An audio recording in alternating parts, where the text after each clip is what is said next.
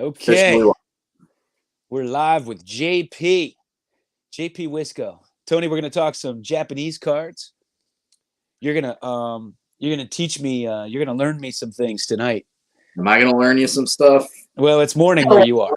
do myself. That's what's so exciting about all this, actually, because the cards themselves and the players are, a lot is so unknown to me still. Even Yeah, though I've been learning a lot, but especially the cards are just fascinating enigmas sometimes. So, yeah. I know the big players, and but I'm nowhere near knowing the different sets and so forth. I just buy the ones that are kind of look cool to me, I do that and some of them are little works of art.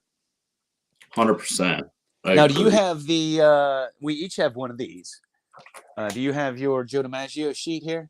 I do. Mine's not in quite as good of a state as yours. I actually was jealous of yours because mine has a little nick here, but it's in the chicken, so I don't really care. But Yeah. I felt like yours was sharper. It might be, yeah. I see the nick there. Yeah, Yeah. at least it's not on Joey D. But man, this uncut sheet is just really awesome because, well, of course, the artistry of it is great, but every player on here, well, except for one, is a Hall of Famer. You've got Doigaki, the catcher, is the only one. This is the only non-Hall of Famer on this sheet. Yeah. But he was still a pretty good player. The Japanese press called him the Japanese Yogi Berra. Apparently, they had similar personalities, but Is he's that not a right? Hall of Famer. Yeah, Did he have crazy sayings? I get. Yeah, I actually tried to find, even in Japanese, I tried to find like Doigaki sayings. I couldn't really find much, but apparently the Japanese media used to call him the Japanese Yogi Berra, but he's not a Hall of Famer. All right. Well, speaking of Hall of Famer, there's Hitman 23. I voted for him for the Hall. What's up? Hitman 23, welcome. So let's go over the other players on here. So that's the catcher. This is Victor Sarfin, right? Yep, this is Victor Starfin. Victor Starfin, really notable. Well, in addition to being one of the best pitchers in Japanese baseball history, he's also notable for being Russian. So his family, when he was young, they moved from Russia to Hokkaido, and he basically just lived in Japan from that time on. He got three. He's I don't know, is he the all-time wins leader? He was the first player in Japanese baseball to win 300 games Yeah. for his career. If he's And not, it might be who is escaping me. Is it Ishii? No. Oh, wait a second. the wins leader, Yeah. I can think of the strikeout leader. That's Kaneda, but I can't think of the wins leader. Oh, Canada. That's who I'm thinking of. That's Is it Kaneda? Because Kaneda he has the strikeout record too. okay. He's like the Japanese Nolan Ryan. Wait, I think. Yeah, I think there's another picture I'm thinking of. When I'll find them when we go through this. But this is Wally, right? No, this is Beto. Oh, Beto. You can always tell Beto from the Kaoru glasses, his eyeglasses.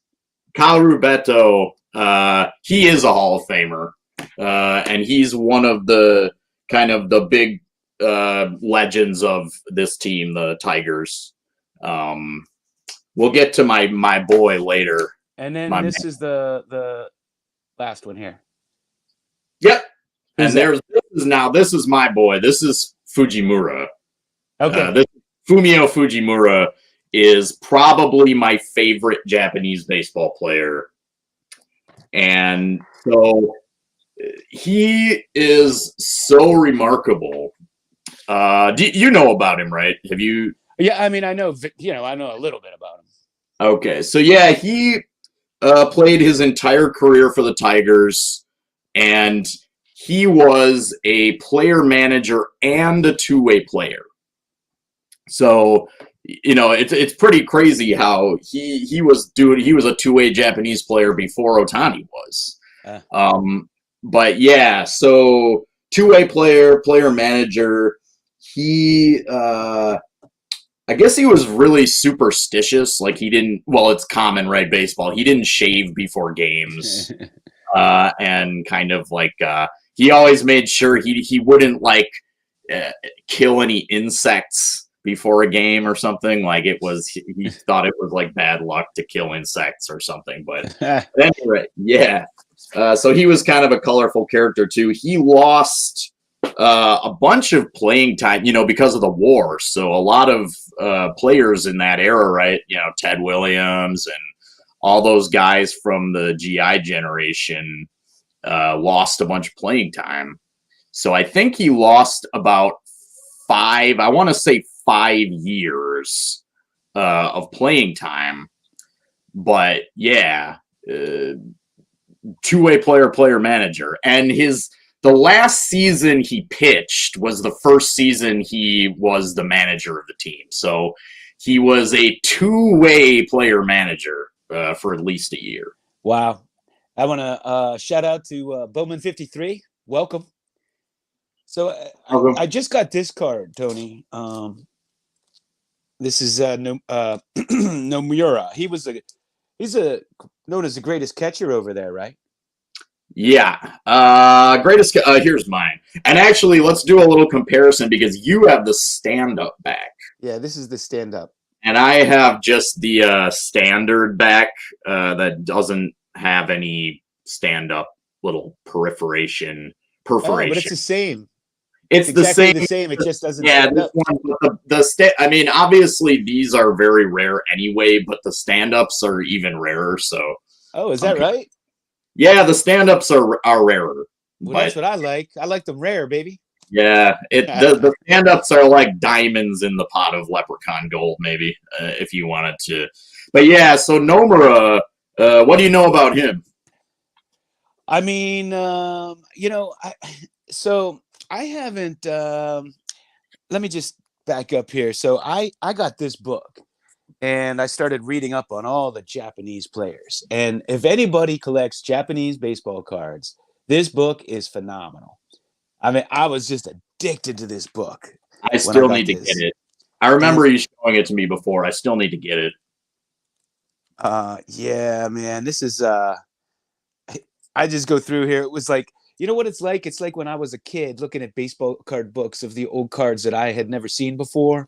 It's like being a kid again and discovering a whole new world. They had these like masks. I need one of those masks, man. Those are so cool. I don't have one of those. But this is called Sayonara Home Run, The Art of the Japanese Baseball Card. I need to get it. It's by John Gall and Gary Engel. Yeah, I think Engel, he made the kind of the Japanese version of the card catalog. I think he made like a Japanese card catalog. I know you can buy it, and I think you can get a digital version like a PDF, which I'm not. I like real books and real stuff. Me too. I like to get the real one, but but Nomura, he is really remarkable too. So Nomura was a catcher. He played most of his career for the Hawks, and he's second all time in hits and home runs. So, which is obviously really remarkable in and of itself. So he's second all time in hits and home runs, and he never really thought that he got his due, basically. He always felt kind of snubbed because he was overshadowed by and even Nagashima, so it's kind of like the Yankee effect, right? I think if Nomura had played for the Giants, he'd be massive. He'd be huge. Like there's two outside of the Tokyo Dome, there are these giant like bronze reliefs. They're not like statues, but they're kind of like plaques. They're gigantic. And there's one of O and one of Nagashima. And I think he would have had one too if he had been on the Giants, but he played for the Hawks. Might as well put my Giants hat on then. There you go. So yeah, and his life he kind of had a troubled personal life, which makes him a little bit more hardball crazy. What's up? What's up, Derek? He had kind of a troubled personal life. He grew up dirt poor, and then one of his first wife like tried to kill herself or something. He had a lot of like tragedy and sort of like personal drama. But he always felt kind of slighted because he didn't think that he really got the recognition he deserved for being, well, he's second all-time home runs with 650 something, and then second all-time in hits. Yeah. Yeah, that's pretty remarkable. How about this guy? Who's this guy? I got these progression cards. I can't read it. I don't know who that is. Is that... Let's see. I want to say... Ooh, I can't read it. It's blurry. Oh, well. Here, let me see if I can do this. Turn it around. Oh, no. No? Yeah, it's probably hard. It's shiny, too. Yeah, it's a little... I'm sorry, I can't forget who this is. Just email them to me later, and I'll try to yeah, read this them. is the thing. So I was into these last year when the prices started to boom, and I knew all the players, like, but it's not lasting in my memory. Like, I need a refresher course. We got Lou Rock. We got Junior Baseball Ray Fanatic from Philly 12. in the house. Ray from Philly. Now these are cool. These are little pins. I got these more recently, and this is an O. Well, we'll show the pins first. Do you know anything about these? No, but I want one. Those are cool. That's Nagashima, right? Yes, that is Nagashima. And who is that? Is that Inao? Yes. Kazuhisa Inao. You know what it is? The picture I was thinking of, I think it is Ishii. No? I'll get to it. And then here's a little pendant of O. Sweet. It's 3D. And it's 3D. If you could see that. And then on the back it has the Giants emblem. And that's got to be 70s or earlier. Yeah, it's these are from the 70s. Sweet. And here's Victor. Oh no. Oh, you know who I'm thinking of? Sonata. Okay. I think. This is him. Nice. This is I love those little bromides too, yeah. Yeah, this is 1950. So why don't you explain the difference between a bromide and what a bromide is? Yeah. I found it fascinating to learn this and what a menko is. Okay. We should probably do that, kind of go through the main kinds of Japanese cards, because I think a lot of people, I hear it kind of being like basically people are like equating a menko with like equals Japanese card. Right. But that's true, right? So there's so menko, I'll show just a very textbook kind of example of a menko card. So this one is of Tetsuharu Kawakami, who is another legendary giant. And we could maybe get more into him later, because we're just explaining the cards now. So menko was, well, kind of is, even though kids have like phones now and glowing screens, so they don't have to play with these. But menko was a game. If you're a 90s kid like me or older, you might remember Pogs. So Pogs, it was a kind of a craze on schoolyards for a while in the 90s. And what you'd do is like you'd stack, there were these little disc cards and you'd stack them. And then you'd take a heavier Pog called a slammer, and you'd like try to slam the card, the heavier one down. Are you speaking English right now? Yeah. Wakanimasen. I'm explaining Pog, man. Man, that's like trying to it's like somebody explaining Pokemon to me. I'm Okay. totally lost. So Flamingo is a card game where you basically threw a card down, and then depending on if the card landed face up or face down, you got to keep it.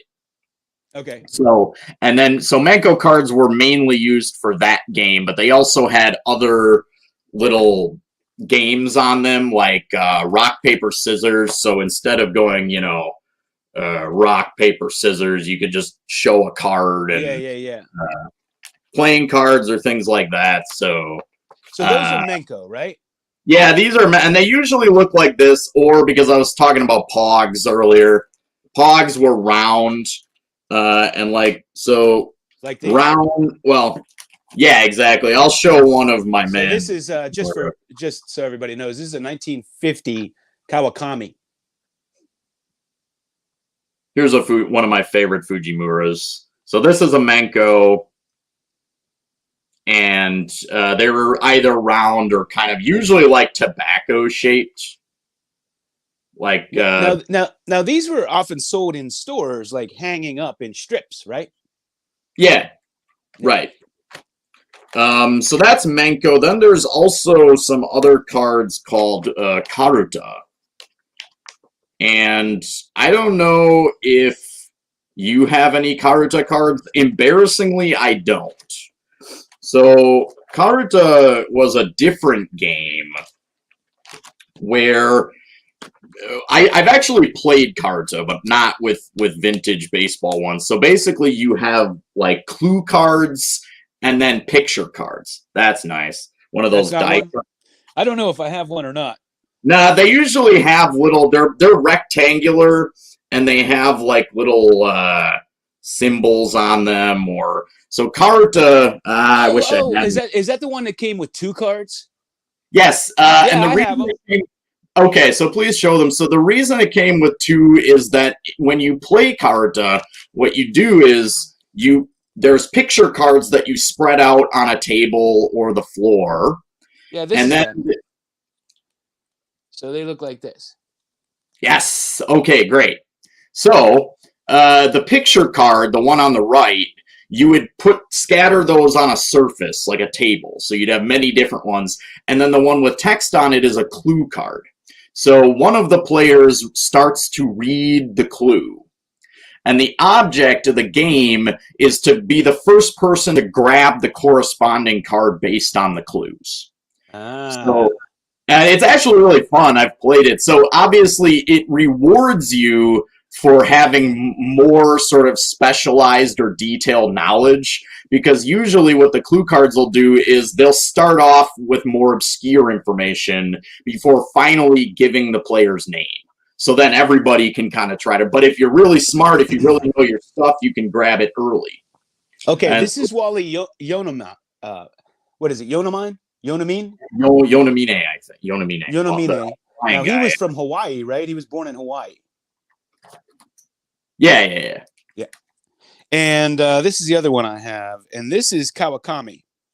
Now, Kawakami, isn't he the one that took hitting lessons from Joe DiMaggio during one of the tours, and it totally changed his game, and he went on to be one of the greatest hitters? Yes. That's him, right? Yes.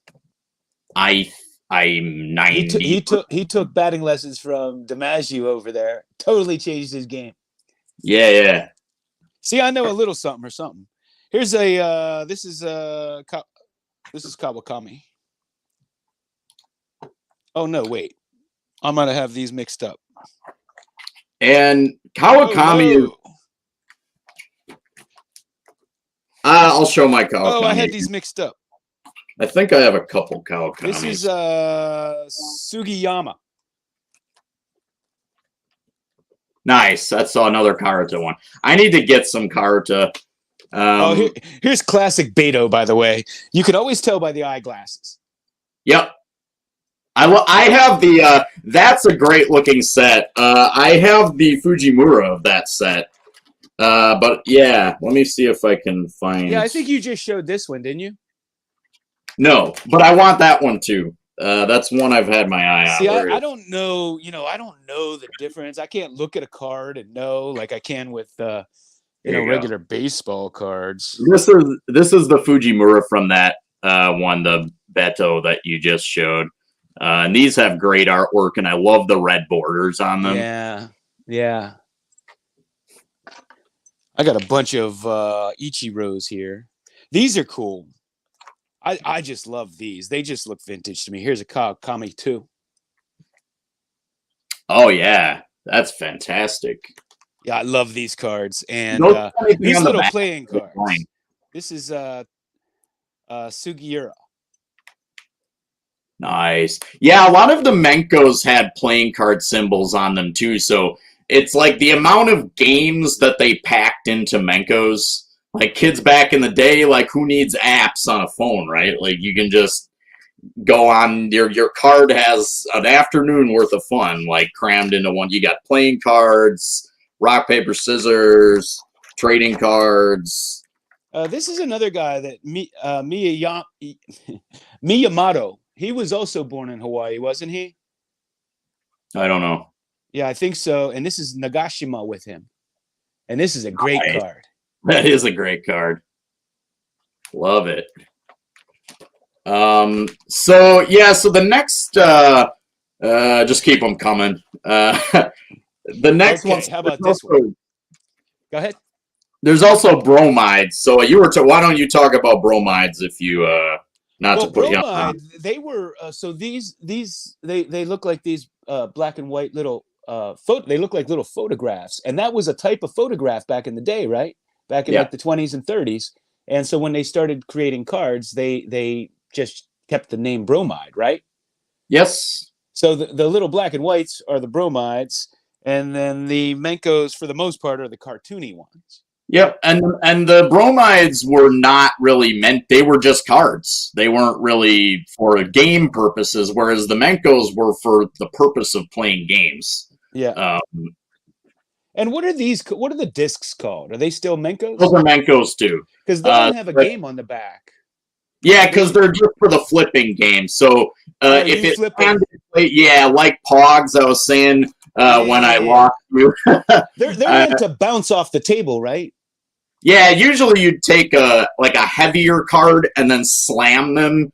And if the card landed face up, you got to keep the player, and if it was face down, so everybody would. And that was how Pogs in the '90s worked. Okay. I wasn't familiar with Pogs, so I missed the analogy, the comparison. Yeah, everybody would sort of like wager their Menkos or their Pogs, and then you'd play, and you'd get to keep your friends if they landed the right way.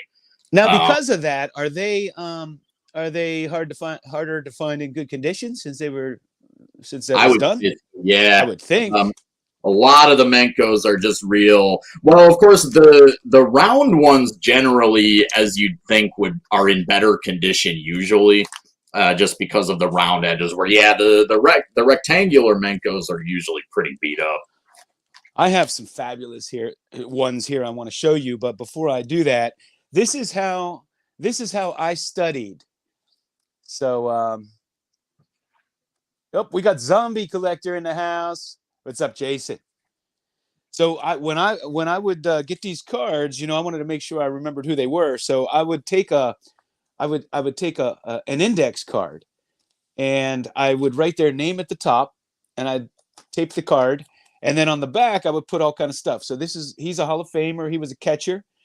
This is Nomura, second most home runs behind O, 5-time MVP, first player to win the Triple Crown, 9-time home run leader, 7-time RBI leader, and a 2-time All-Star MVP.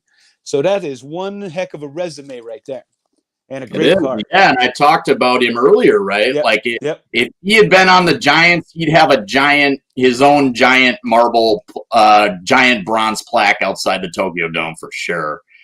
And then this is Katsuragi. Is that right? 1964. Okay, Menko. cool. Nice. Yeah, that's a Menko. And I have here that he was a 5-time All-Star, and his son also played and was a decent player, is my note. Nice.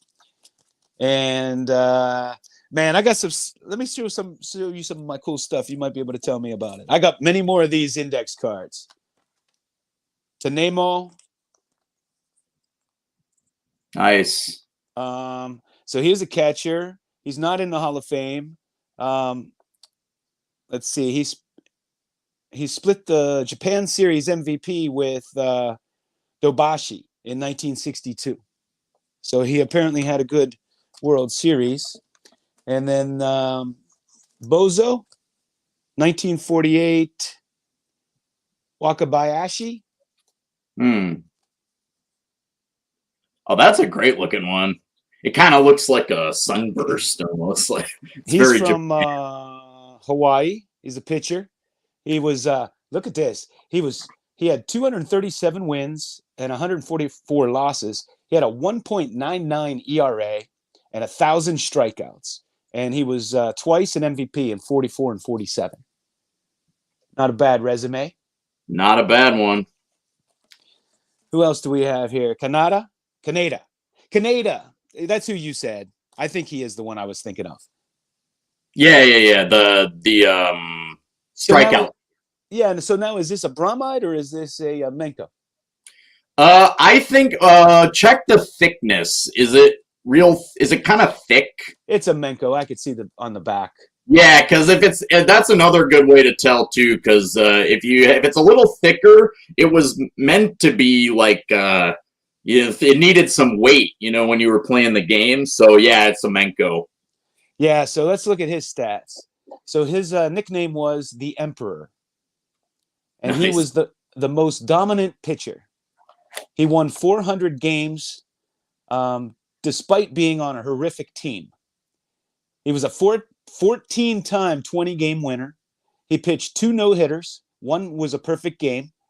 3-time ERA leader and a 10-time strikeout leader. And just a beautiful card. Really is. I love these index cards because if I'm just looking through these, like the ones that I don't have them written down, I don't know.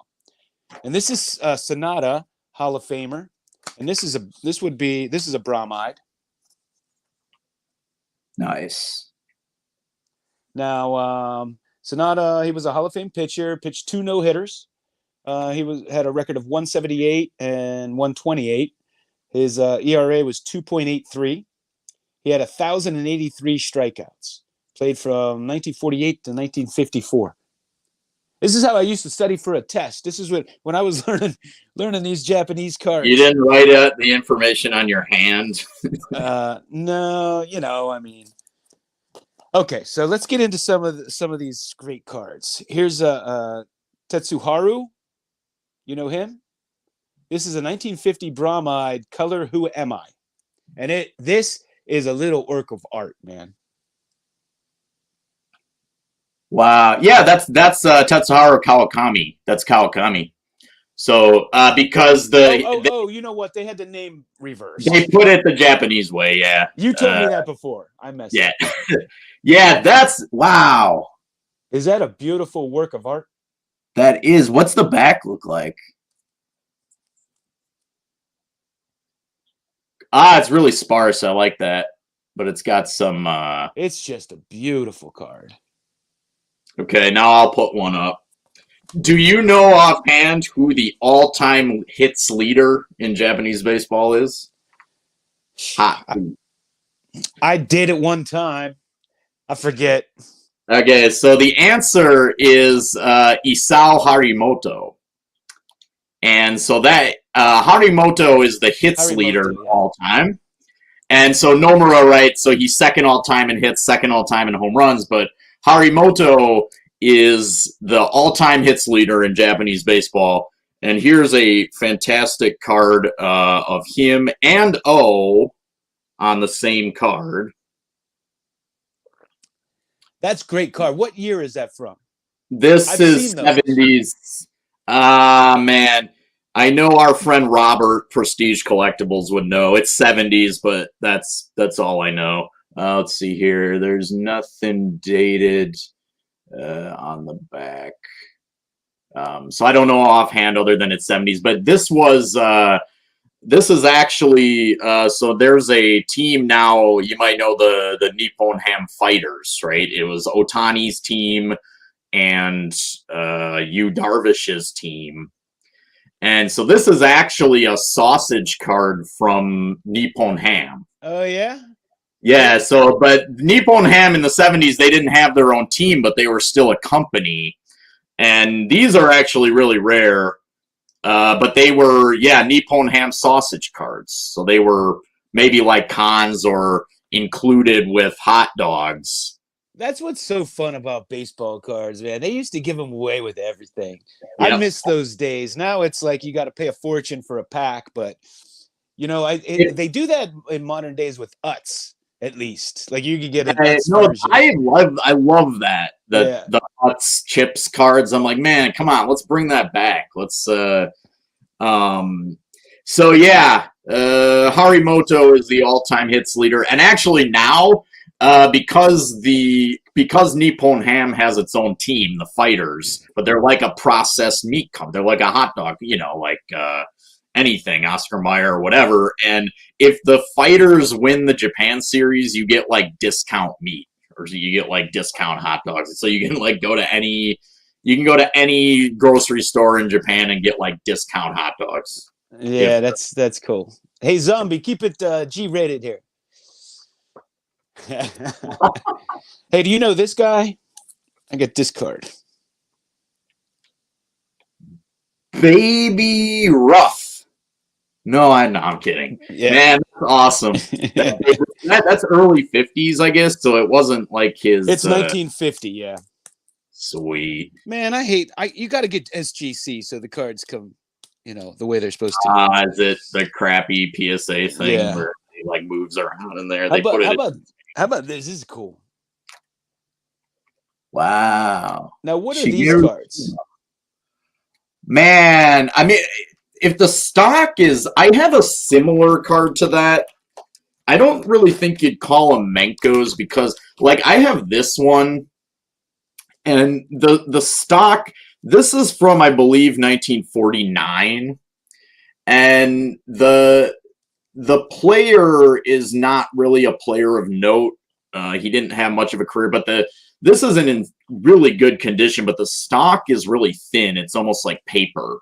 So you wouldn't really call it a Menko. But you have raw cards. When you get graded, you don't know that. Right. I have no idea what this card feels like or smells like. Yeah, this is almost like paper. But this he's a Hall of Famer, right? Chiba? Maybe. Yeah, Chiba. He was a good player. Okay, cool. Yeah, no, that's awesome. Does the back... I'm always interested in the back. Because on the Menkos especially, the backs are always so cool. Here's another one of the Nippon Ham sausage cards. This is just But that's a great card because it shows off his really unique, unorthodox batting stance. They called him the Flamingo because he'd put the way he put one leg up, it looked like a flamingo standing. So nice. Oh yeah, there's the disc, and I love that because it's got that Pepsi logo on it. Yep. And then I broke out the other one, the smaller version for you. What the heck did I do with it? I had that sitting here.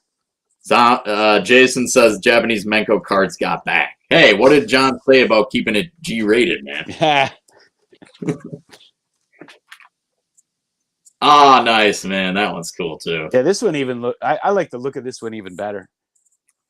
I think I have... oh, yeah, that's right. That reminds me. And actually, it means we can get into another kind of thing that's unfamiliar to people, to, like, Western baseball cards. But these... so I've got this big O here. Oh, nice. And this is what's called a shitajiki, which is like it's a mat that students put between their desk and their work so that they didn't like scuff up the desk with pencil marks or whatever.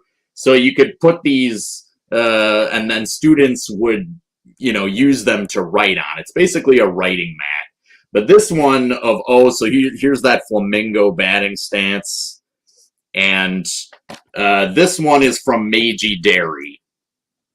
Oh, So nice. it was pretty much, and on the back is fantastic. It tells you like how they process milk, Oh, and wow. there's like a song. So there's the Milk Kids song, and it's got the it's got the lyrics and everything. So yeah, it Now, I says would imagine those are tough to find in great condition if they were used, if they wrote on them and stuff. They yep. probably have like pen indentations. Yeah, I think a lot of them pencil. do. Luckily, this one has a little bit of a mark down here. This one's pretty clean.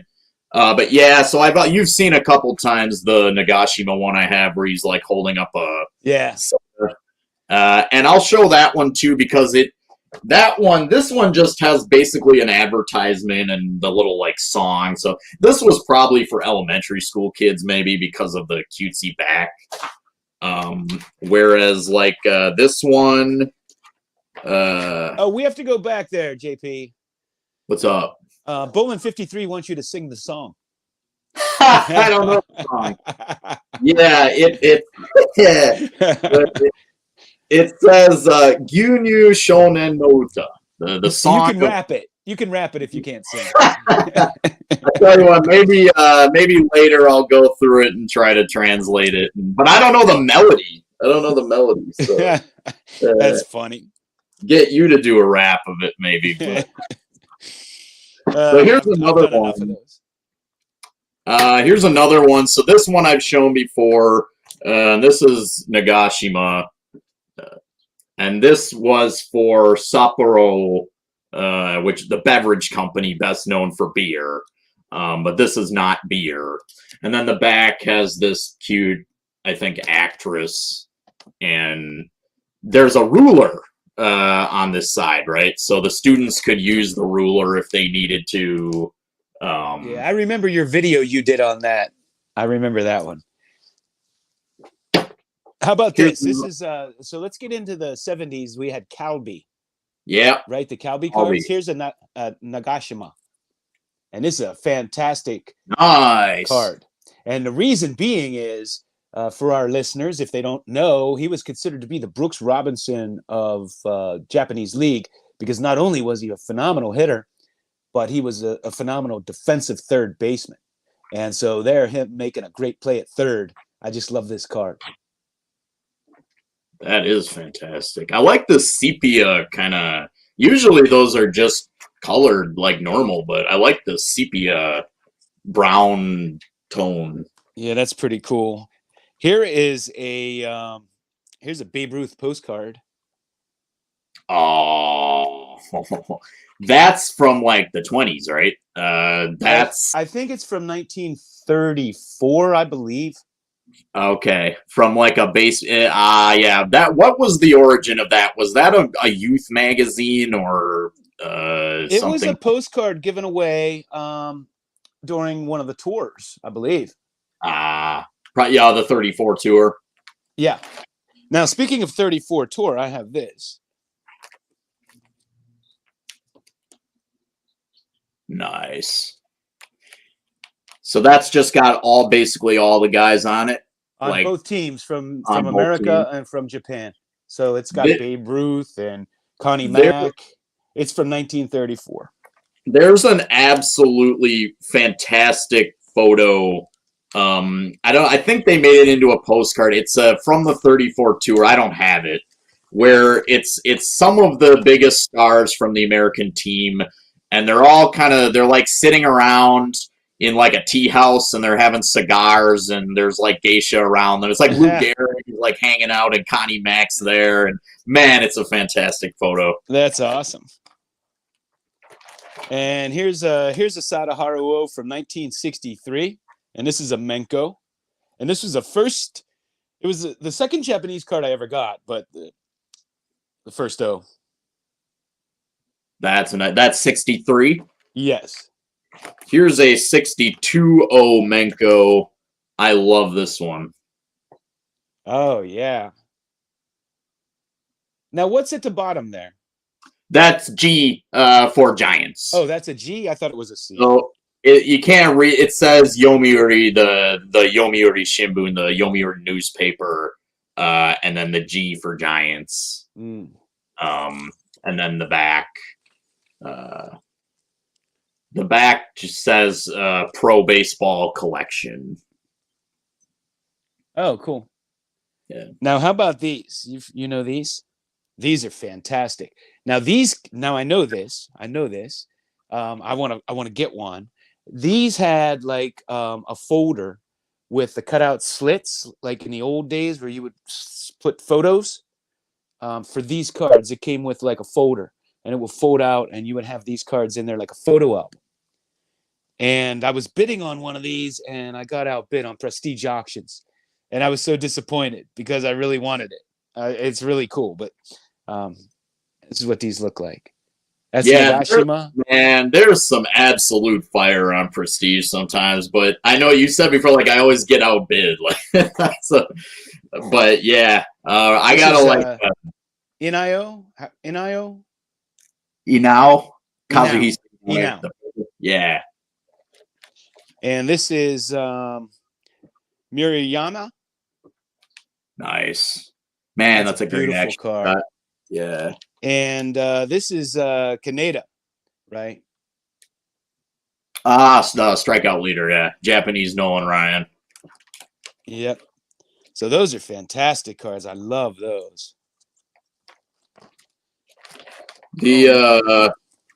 Let's see. We were talking about Colby's later. So yeah, the Colby card. This is one of my favorites that I picked up a couple months ago. So we were talking about Colby's earlier, and this is a Nagashima with an absolutely awesome picture. The ball's coming at him. Yeah, it's almost like the MLB logo, kind of. That's what it reminded me of, and just the ball coming right at his face. But this is, I believe, 74 Colby. I think it was, or maybe 75.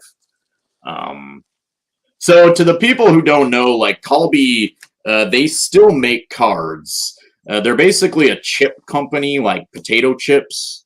And nowadays they attach little packs of cards to some of their potato chips. And what they used to do, well, at least Robert told me, that they didn't used to have, when you got these, basically if you bought the chips at the counter at the register, you could get a card. Whereas now they actually, man, I wish I had one. So sometimes they come out with their Pro Baseball chips, and it's just a little individual bag of chips, and then on the back there's a little pack, a little foil pack, and it usually comes with like 2 cards. And they still make them, but they started in 1973. And yeah, so that's kind of the I guess you could say like the Menko bromide Karuta era kind of ended, and then the baseball card landscape was dominated by these Colby chip cards. And they also had the Ed Brody cards, right? That guy Ed Brody made cards. I have some of those. Do I have that right? Bro, I mean, like, it was a man that made cards. Do I have his name wrong? I don't know. What, can you show some? Yeah. Right. Before I do, though, Derek, good luck finding a card of his. I don't believe he has any. He was in the early days of baseball, and he was known as to be the first great Japanese ball player. You're gonna have to settle for something like this. Yep. He is kind of legendary because, as he said, he died in the war in a naval battle. There's a story that I don't necessarily, I think it kind of sounds like just a legend to me. Apparently Connie Mack wanted to sign Sawamura to the Athletics, and some versions of the story say that he refused to go because he didn't like America, but I don't think that doesn't really sound true to me. Especially at the time, 1934, Japan and the U.S. weren't enemies. But apparently Connie Mack wanted to sign A.G. Sawamura to the A's. So it's the Broder cards, and this is what they look like. So this was, he was considered the Lou Brock of Japan. And this is Fukumoto. He was a Okay, big base man. stealer. Oh, Japanese Lou Brock. So this Ed Broder, he kind of made these cards. Now, interesting that it has the Milwaukee Braves logo on the back. Yeah, I don't know what that's all 'Cause I about. don't think that was it was the Hankyu Braves. The another train company used to have a team called the Braves, and they didn't have that logo, even though they were called the Braves. But Yeah, now let me ask you if you know this player. This is another Broder. Kinugasa for the Carp. No, I don't. You don't know him? No. I got his autographed baseball too. Oh, is that the Iron Man? He's the Lou Gehrig. Well, now the Cal Ripken, but at the The time Lou was considered to be the Lou Gehrig. of Japan, yeah. Yeah, he had Nice. 2,215 consecutive games. Awesome, man. I love that kind of record. I love those Iron Man kind of. Yeah. I love Brett I got to Favre. keep his card with my baseball here. How about this? How awesome is this? Woo! Nice. You know who that is? Kawakami. That's Kawakami. Okay, cool. Here's another big one. I've shown this before. Oh, in the Flamingo stand. What is that from? This is from, what's it say on here? I think it's just from a magazine. Yeah, I think it's from a magazine. Now, do you have a lot of Ichiro cards? Yeah, I have a ton of From Ichiro Japan. cards. I do have. Somebody Japanese. sent me a whole bunch. Yeah, those are cool. I love his Blue Wave. Let's see. I'm gonna take a look at the. I don't think I have the Blue Wave. Fast Breaks and Breakfast says the only Japanese cards I have are of Roberto Chico Barbone. Right, and Chico Barbone. Yeah, and actually there's a very cool card. It's supposed to be of Barbone, but the picture is actually Jackie Robinson.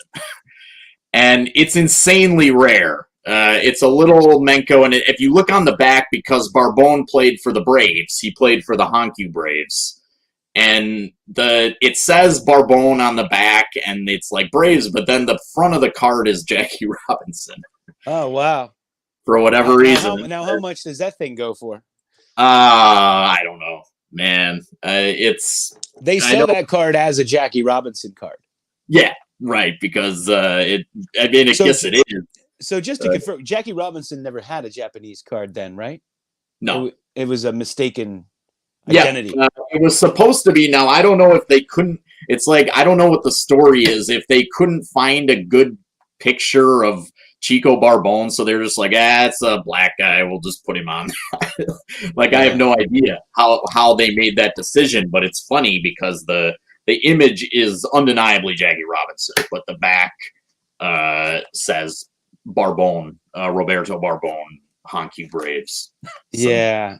I want to show you this card. This is one of my favorite Japanese cards. It is so cool because it's of Sadaharu O and Nagashima, and it's O batting and Nagashima in the batter circle, and of course they batted third and fourth.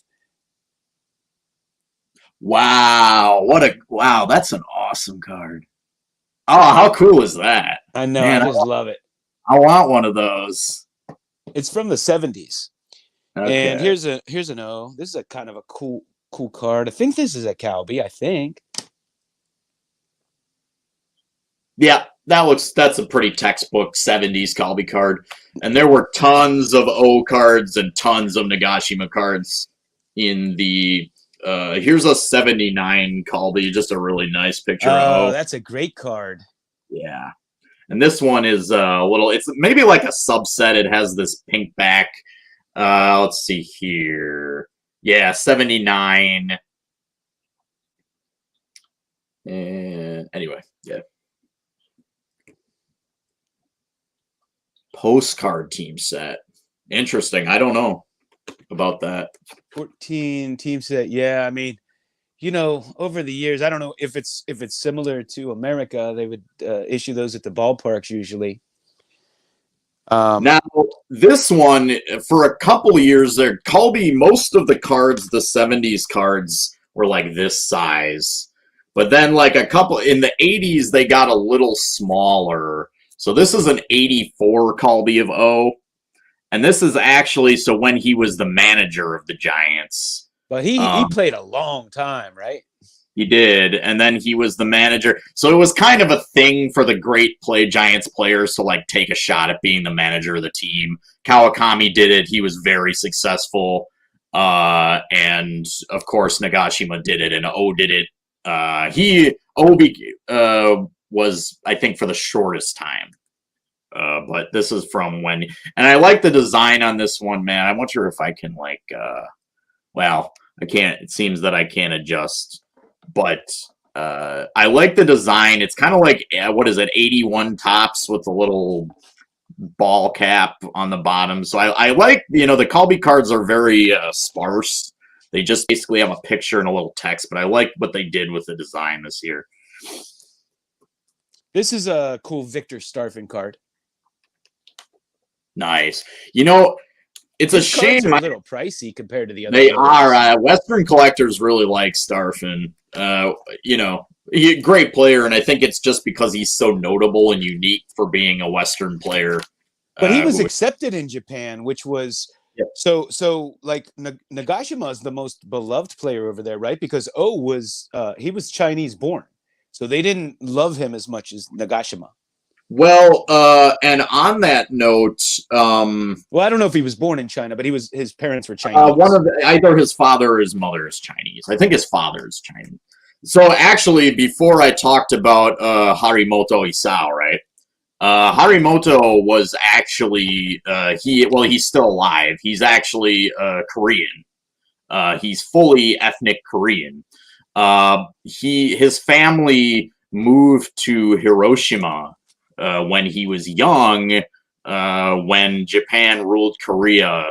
His family moved to Hiroshima, and he's actually a Hiroshima atomic bombing survivor. His sister was she wasn't killed, I don't think, but she was really wounded in that. Yeah, so he survived the atomic bombing of Hiroshima. But yeah, Harimoto, the all-time hits leader in Japanese ball, is actually Korean. Yep, and this is a cool Nomura. That is, wow, and that's when he was with it's cool that you can see his jersey real nice there, because they usually have him catching on his cards, so his can't see his jersey, but the Nankai Hawks. He played for a couple other teams late in his career.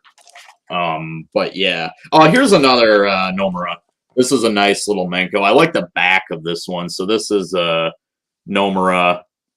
And then the back is really cool. It's just like, it's kind of like a playing card, basically. Yeah, they had such unique cards back then. Like, they all look different. Like with Topps run, they all look similar. But yes. They have a set over there that looks like the 1938 Gaudis, and I believe they're from the 60s. And they're real colorful, and they have the head on a cartoon body. And man, I want some of those, but I cannot find them anywhere. Gaudis, right? Yeah. I cannot find them anywhere.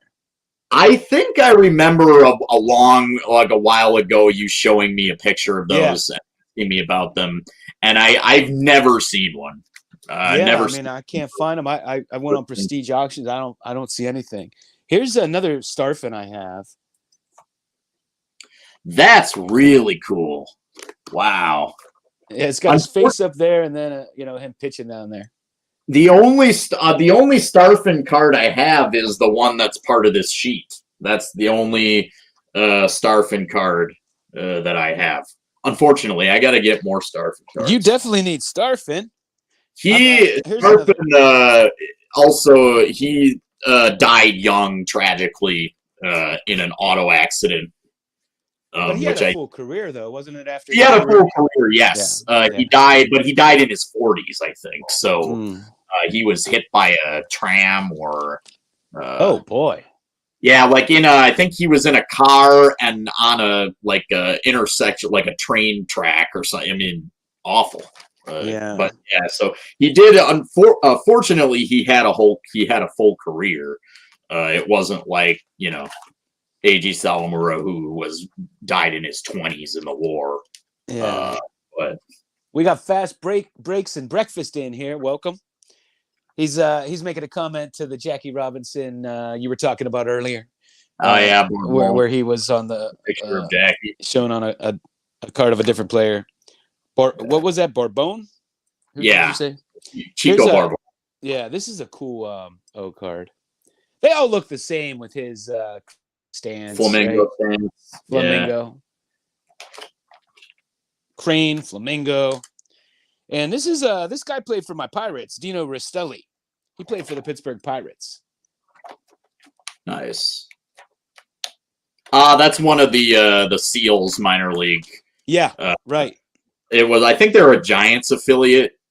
They went the San Francisco Seals, so they did a tour of Japan. And this is Arkey Vaughan. Arkey Vaughan, yeah, he was the manager of the Seals at that time, wasn't he? I don't know. No, he was playing, but he had a card, but because he was on the team, but I don't think he went on the tour. And the back has pretty much the same picture. But I had to get an Arkey Vaughan. And I forget who this is. I think this is the guy that stole all the bases. What's his name? Oh, Japanese Lou Brock. Yeah, that's him. Okay, yeah, that's escaping me, but. And how about this guy, Sogiura? Nice. You know him? His name faintly rings a bell. These cards are just so cool looking. Do you have any of these? These are super rare. These are Kinomaru Caramel cards. No, I don't have any of those. So these come from a candy company called Kinomaru. And they're super rare, but what I love about these is that usually, the cards of this era, and these are either late 50s or early 60s, but the cards of this era, they usually either have like just a kind of a crude photographic reproduction or else kind of a drawing, but the art on these is just really fantastic. Like it's really high quality art, which is one of the things I really love about these. But a cool part about these is the backs are really interesting because there was some kind of point system, so you could accumulate some points. It's hard to see on here, and you could get prizes based on how many points you had. So like this says 1 point, this kanji means like point.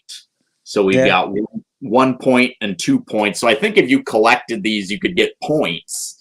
And then like, for example, if you got 3,000 points, which you'd have to eat a lot of candy, I think. You basically you could get a camera. So like it was like the top thing you could redeem. You could get a camera, and it says it comes with a leather case and film included. Oh wow! You could get a harmonica, an alarm clock. So you could just sort of redeem these, I guess. Well, that's why they're rare. If you could get a camera or some really great stuff, they probably were redeemed. There are some baseball cards in the States like that. There's one particular set. I don't know, like you take the 1926 Spalding, you could turn them in for coupons for sporting goods. So if a kid needed a baseball glove or something, he probably wasn't going to hang on to the card. There was a candy company in the 20s that did a Babe Ruth promotion. Like you send in, you get a signed Babe Ruth baseball or something. So. Yeah, so there are several sets that are rare because of that. And wait, here's another Nagashima. I have a lot of his cards, but this is cool too. Nice. That's probably early 60s Menko or maybe 1958. Oh, so that's a rookie. Oh, is it? Yeah, Yeah. It is his rookie. that's right. Yeah, I have so this set is wait, before I do this, the Black Mist scandal common knowledge. I don't know what the Black Mist scandal is. Yeah, I put it up there for you. I didn't know either. What is the Black Mist scandal? Tell us, Derek. Well, Hey, I got this Fujimoto. I had another one of those game cards. Karuta. Wow. Oh, that one's awesome. It's so colorful. Yeah. Man. And you know what else is cool? Are these discs?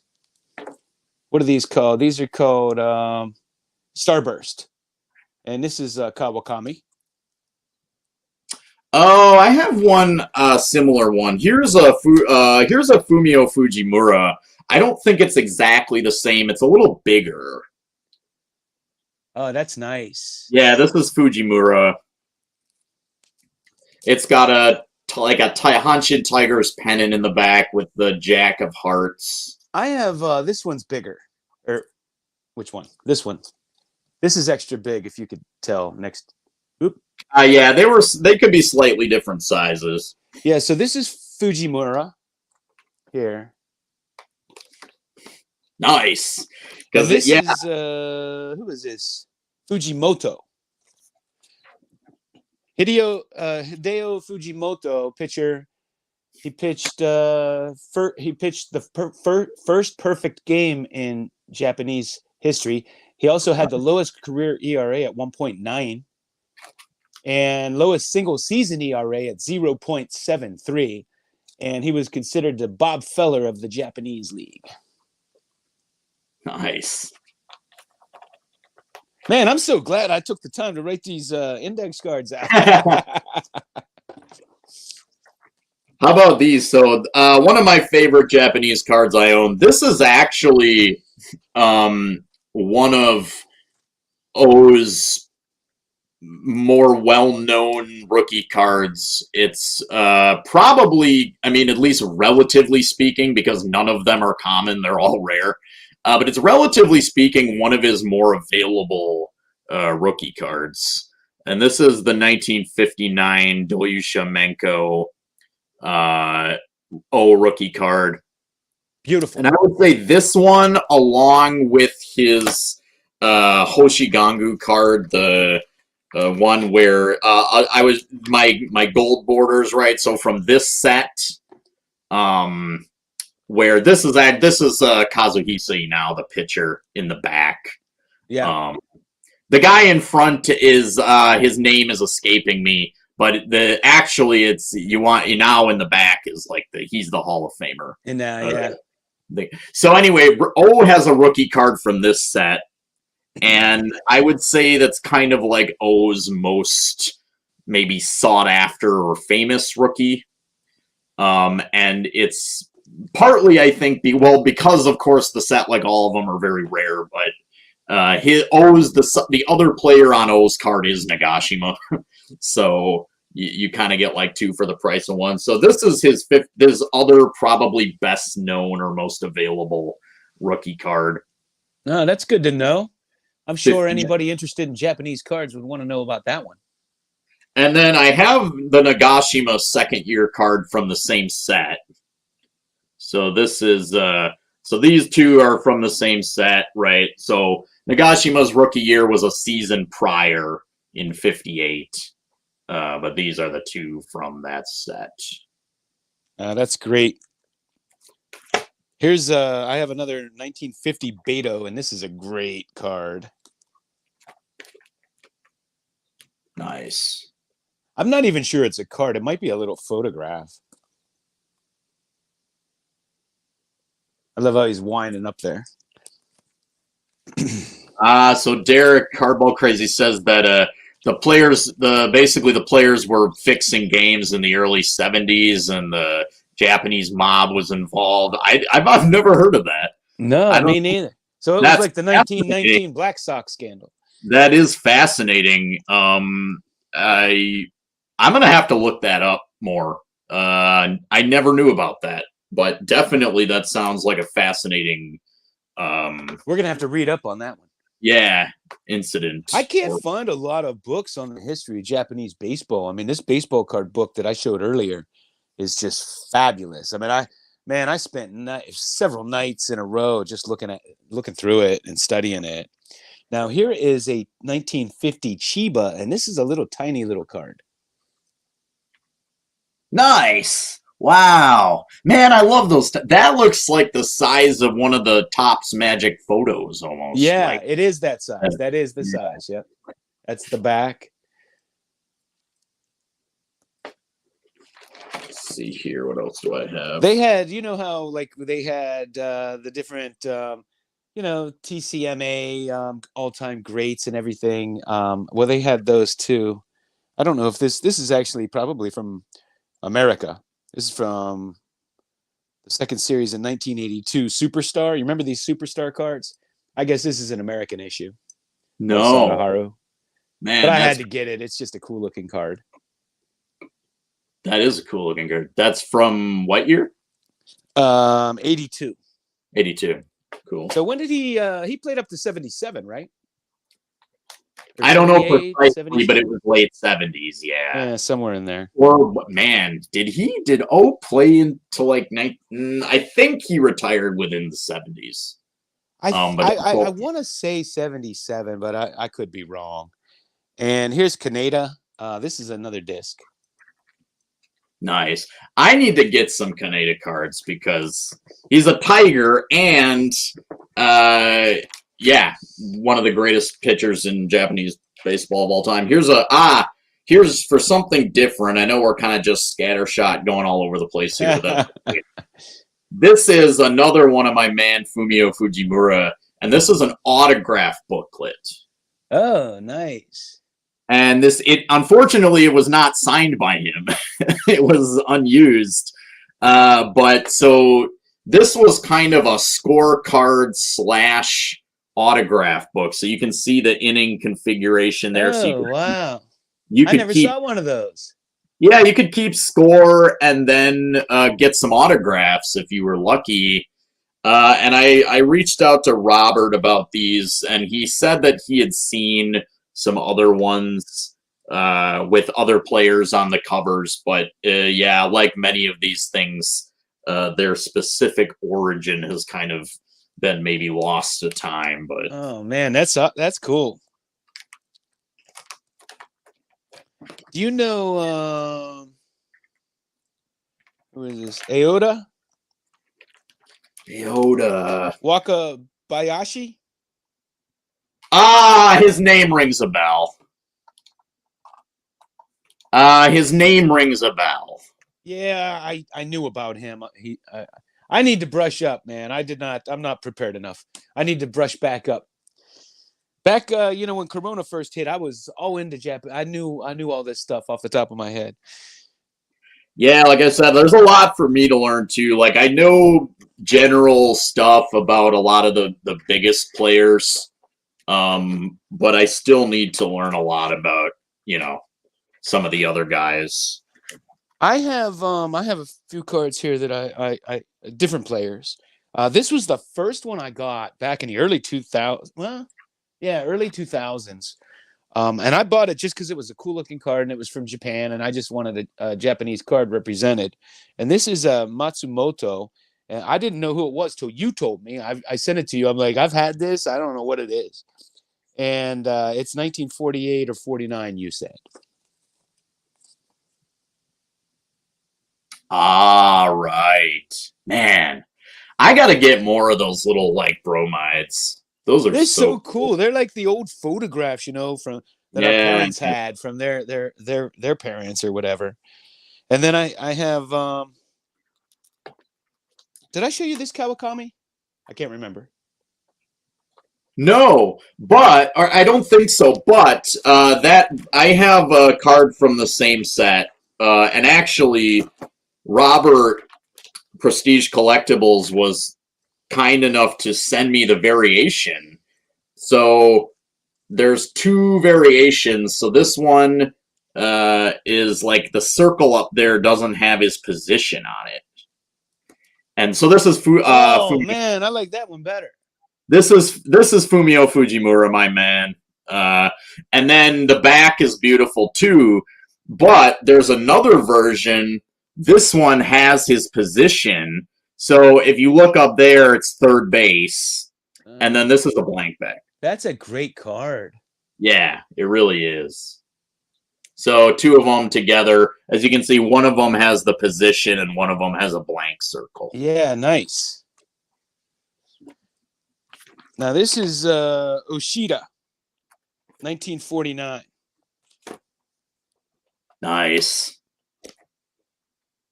Love it. Man, those are cool. Those are blank back, right? Yes. Okay. Yep. They're like little photographs.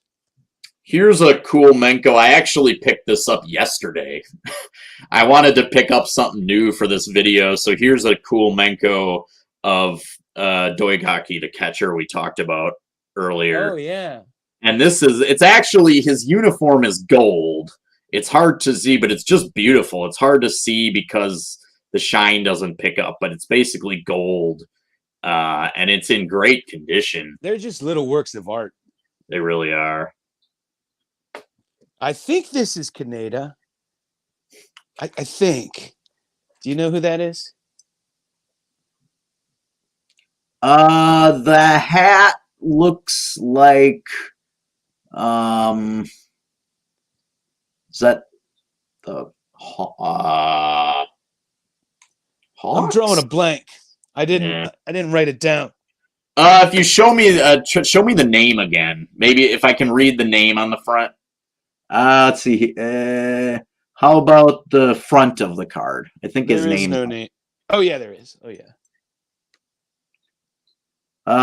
Move it. Inao. That's Kazuhisa Inao. Inao. Man, I gotta write that down. Yeah. That's a really cool card, though. It looks like that, It is, intimidating, yeah. that ball coming at you. And how about this one? I don't know who this is either. Is this him too? I think this is him too. I'm not sure. That one I can't read, so I don't know. Yeah. You wouldn't be able to see. I can't even see it, and it's right in front of me. And how about Nishizawa? Nishizawa. Oh, man. Okay, so he Michio.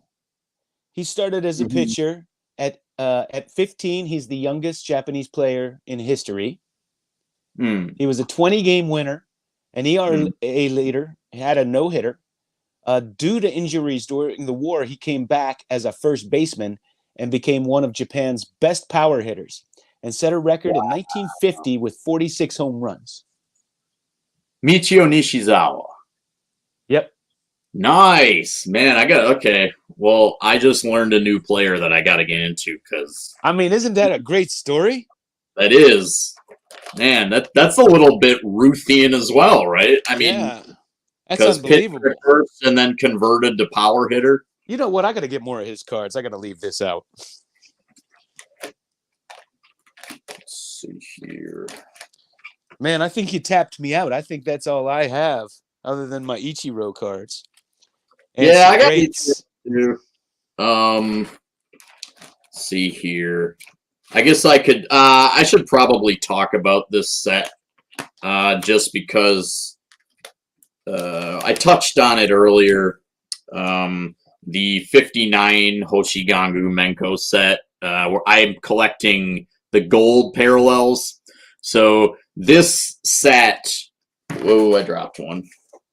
This set actually came in parallels. Like there were 3 different borders. The original, the kind of plain white borders, and then they came in gold borders, and then the red ones are the real unicorns. I've never seen, but basically this is the set. of one of O's most well-known rookie cards. And I'm trying to collect all of the gold ones eventually, even though probably I won't be able to get the O no matter what. It's just going to be too expensive. But yeah. There's a set. I believe it's from '67 or '68. It's in the late '60s, and it looks like the 1959 top set. You have any of those cards you could show? You're thinking of the Kabaya Leaf cards. Yes. Those are rails. And the ironic thing about those cards is that there's actually, I think, more of them made their way to the U.S. Than here. Is that right? Yeah. So it's actually rarer to come by them here in Japan than it is in America, but they're super rare. I bid on a couple, but I always got outbid. Yeah, the O and the Nagashima, of course, are really pricey. They're all really rare. I wish I had even just a regular non-star player of that set, but unfortunately, I just wanted to have one represented. But I tell you, I could see them being popular in America because of all the cards I've ever seen of the Japanese cards, they look most like a Topps card. You know?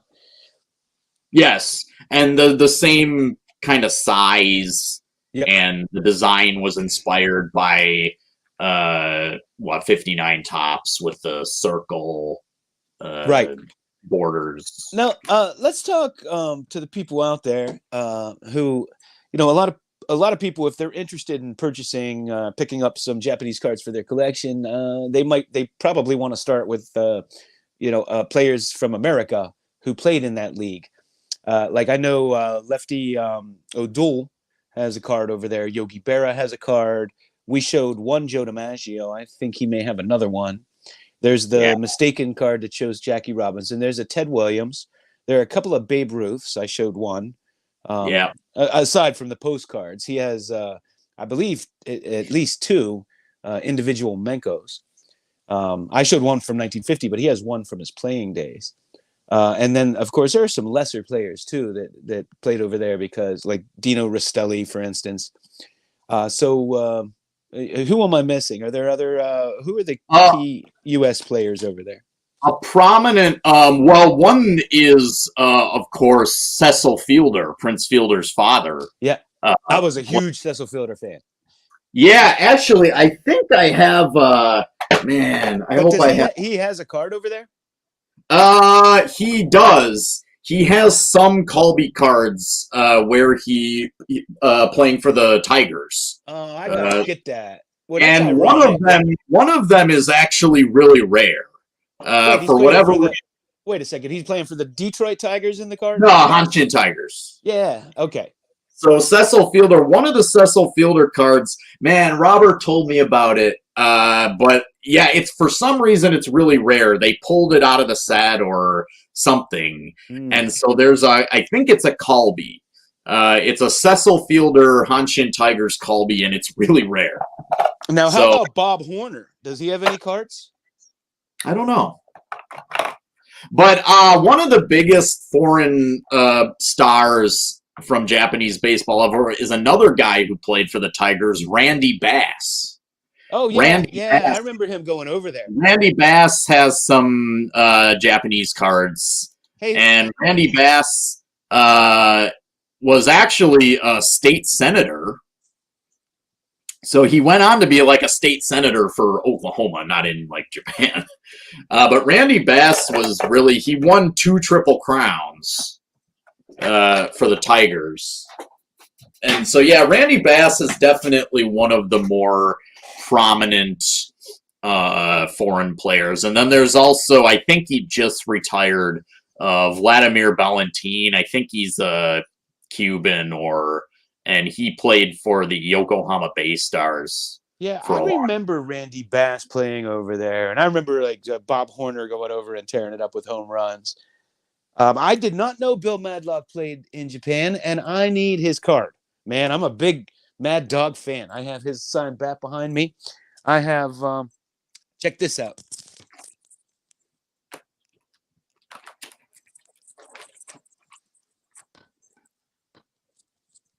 You won't see one of these too often, but this was a Stadium Atari giveaway bat. Nice. Wow, man, that's cool. Yeah, I collect Stadium souvenir bats. I have who's the other one I have? I just found Bobby one. Bonilla and I think You got to get a 1993 Tomy ID Lloyd Mosby. Oh, Lloyd Mosby, yeah. And this, of course, you might recognize as the set of one of Ichiro's Japanese rookie cards. The 1993. Okay. So the Ichiro's the one that most people see.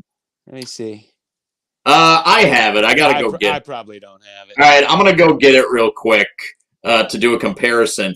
But I actually pulled this card myself, believe it or not. So I got my hands on, and I probably shouldn't have ripped one, but I got my hands on 2 original unopened packs of the 93 Tomy ID, where you can get one of Ichiro's rookie cards. So here's what the unopened pack looks like. So I got an unopened pack here. Oh, nice. Yeah. Oh, so this one, I'm not... you know what? That's just now I'm, it's bad enough I'm trying to catch up and buy some cards. Now I'm going to go after wrappers and stuff. So here's the one that I pulled the Mosby from. So they came in like blue and pink. Yeah. I'll go get my Ichiro rookie, but yeah. So Lloyd Mosby, he's got a couple, I think, BBM cards with the Giants and stuff like that. So I'll get my Ichiro rookie. Yeah, I want to see it. Henry S. Yes, my man, Gene Klein. Yeah, I heard about that. I don't know, his 1973 card just always stands out in my head as such a cool card.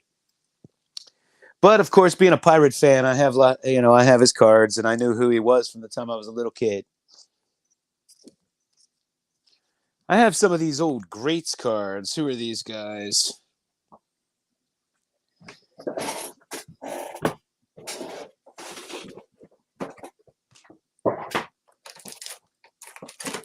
There's a salesman that'll send you these, and they have larger ones too. And those look like Turkey Reds. Well, they talk. These are modern, and it's just to kind of teach you about the game. And one of the guys I bought some of these from, he would include these. So it's a cool history, a little reading. Great. One's called, this is Kitsusi. Does that sound familiar? One's called the greatest Japanese shortstop in the world, bar none. Ken Kitsu. Kitsusse.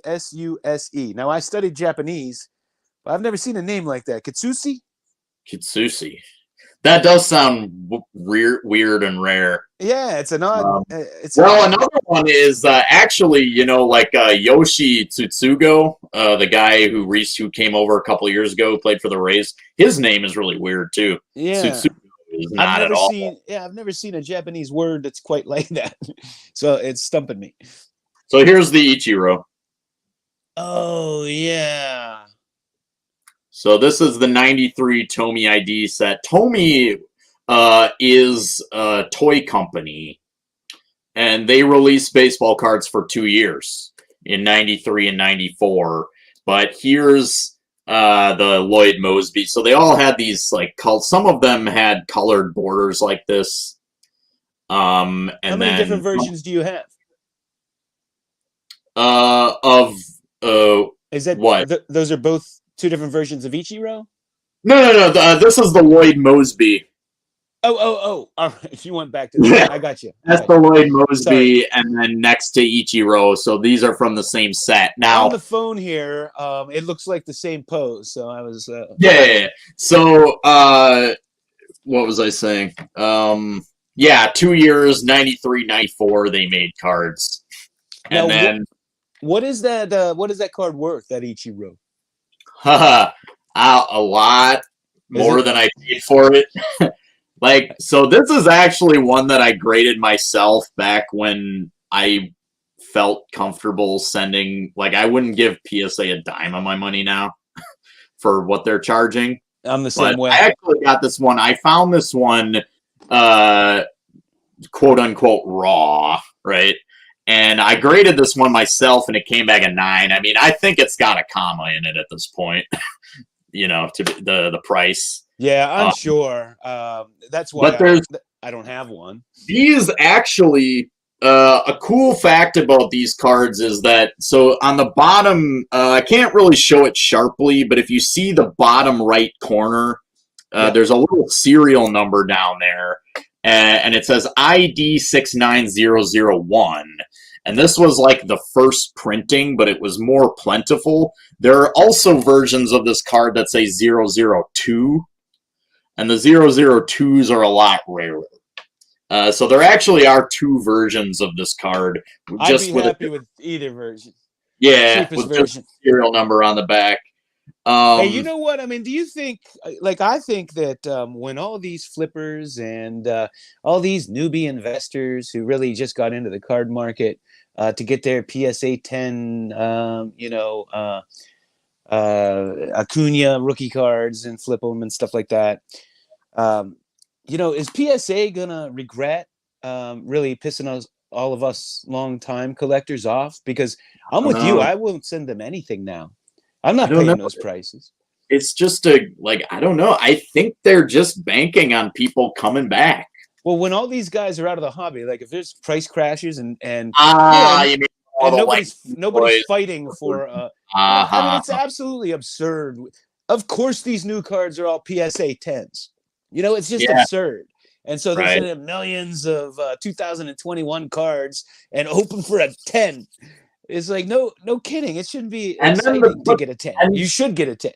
What's even more astounding to me is the gulf in price between. I know. Like, are you kidding me? I'll tell you what. It's like wine, right? They did this one study, and they had taken Walmart wines and fancy wines, and they brought all of these people that thought they were wine connoisseurs, and they blindfolded them. And they were picking the Walmart wine as the expensive wine. And some of them even they couldn't tell the difference between white and red when they were blindfolded. Right. And they were the self-proclaimed, wine experts. And this is what I say with 9s and 10s. You can't tell the difference, because all these people that are disappointed when they get a 9, they wouldn't have sent it in if they could tell the difference. Right. Right. Why would you send it in and pay if you know you're getting a 9? If you could tell the difference, right? So you can't tell the difference between a 9 and a 10. I mean, I don't know. Our friend Chris, it's such a minor difference. It is. Absolutely. The biggest, it's so astounding. You get that 10 on the slab, and you can't even tell the difference. And okay, I'm going to pay 3 times the price or more. I just find that absurd sometimes. I mean, sometimes that one grade is thousands. It is. Yep. And it's that's what I would say. We're collecting slabs and not cards anymore. But anyway, when all those guys are gone, I don't know. Because believe me, if there's a crash in the hobby, they ain't going to be paying all this money to get these cards graded right out of the packs like they are now.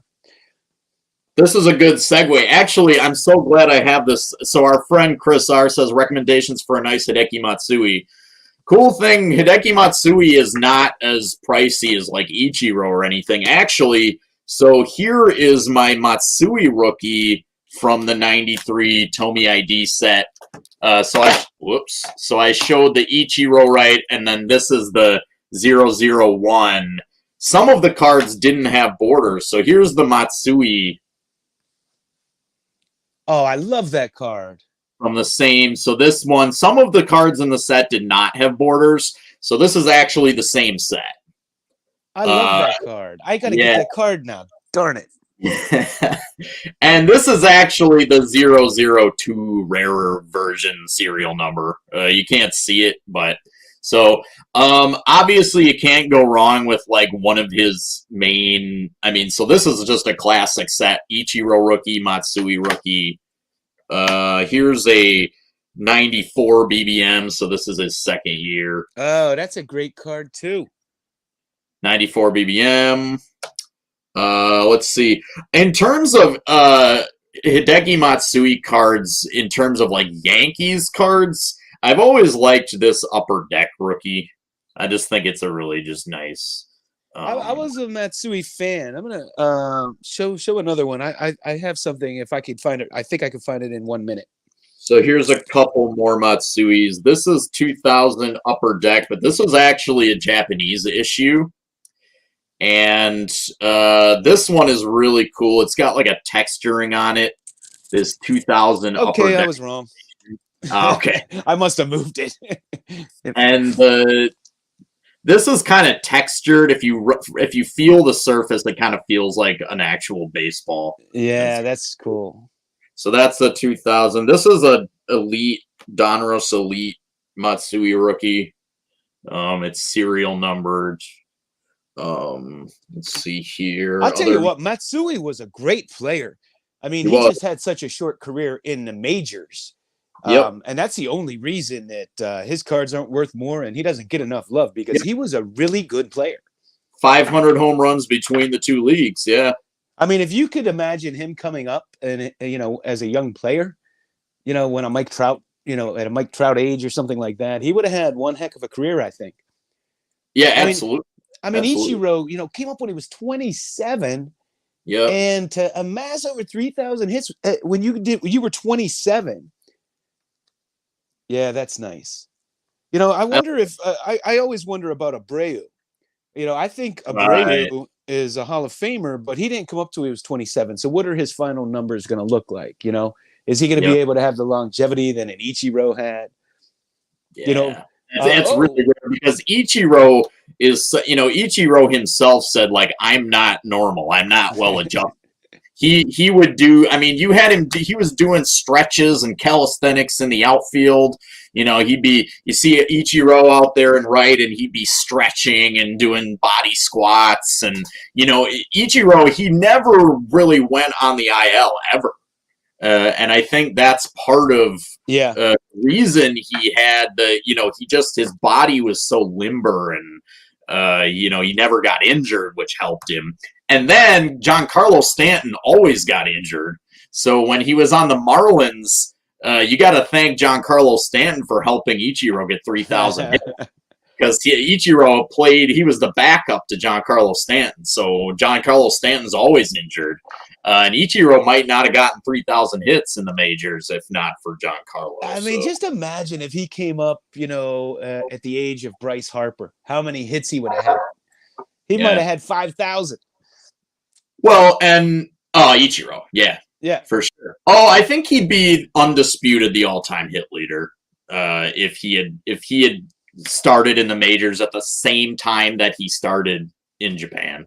I think because I mean, when he was young, he was fast, right? So he would run out those ground balls, and he could bunt, and when he was young and had that speed, he would have gotten a lot of extra hits just through those kinds of things. And his father, with whom he now, I guess, has a strained relationship. They're estranged, but his father taught him to bat lefty because he was. The idea was you're slightly closer to first. Yeah. And then Ichiro, he developed that swing where he was basically running. Yeah. It was awesome. Before he stopped swinging. And of course, you have the drag bunt, Yeah. I'm a right-hander in softball. I used to, I would lead off, and I would do a right-handed drag bunt. Somebody taught me to do a right-handed drag bunt when I was little, where you actually start running right into the ball and get a little bit of a head start. I never really had the guts to do that in baseball, but in softball I would do it. But that left-handed drag bunt, that's a thing of beauty, those guys that master it. But, that's the thing that always amazed me about Pete Rose's hits. His total number of hits is he wasn't a guy, although he hustled and he was certainly, fast when he was young. He wasn't, he didn't beat out those balls. He wasn't that kind of a hitter. He was a line drive hitter. When you watch Pete Rose hit, all his hits were line shots into the gaps. He hit that ball hard. Ichiro just beat you to first. Right.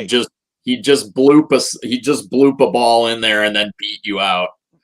And that was really the two enduring images in my mind of that era are Ichiro beating out the ball, beating it out to first. He's legging out a hit to first base, and Barry Bonds hitting a home run into McCovey Cove. Those are the two.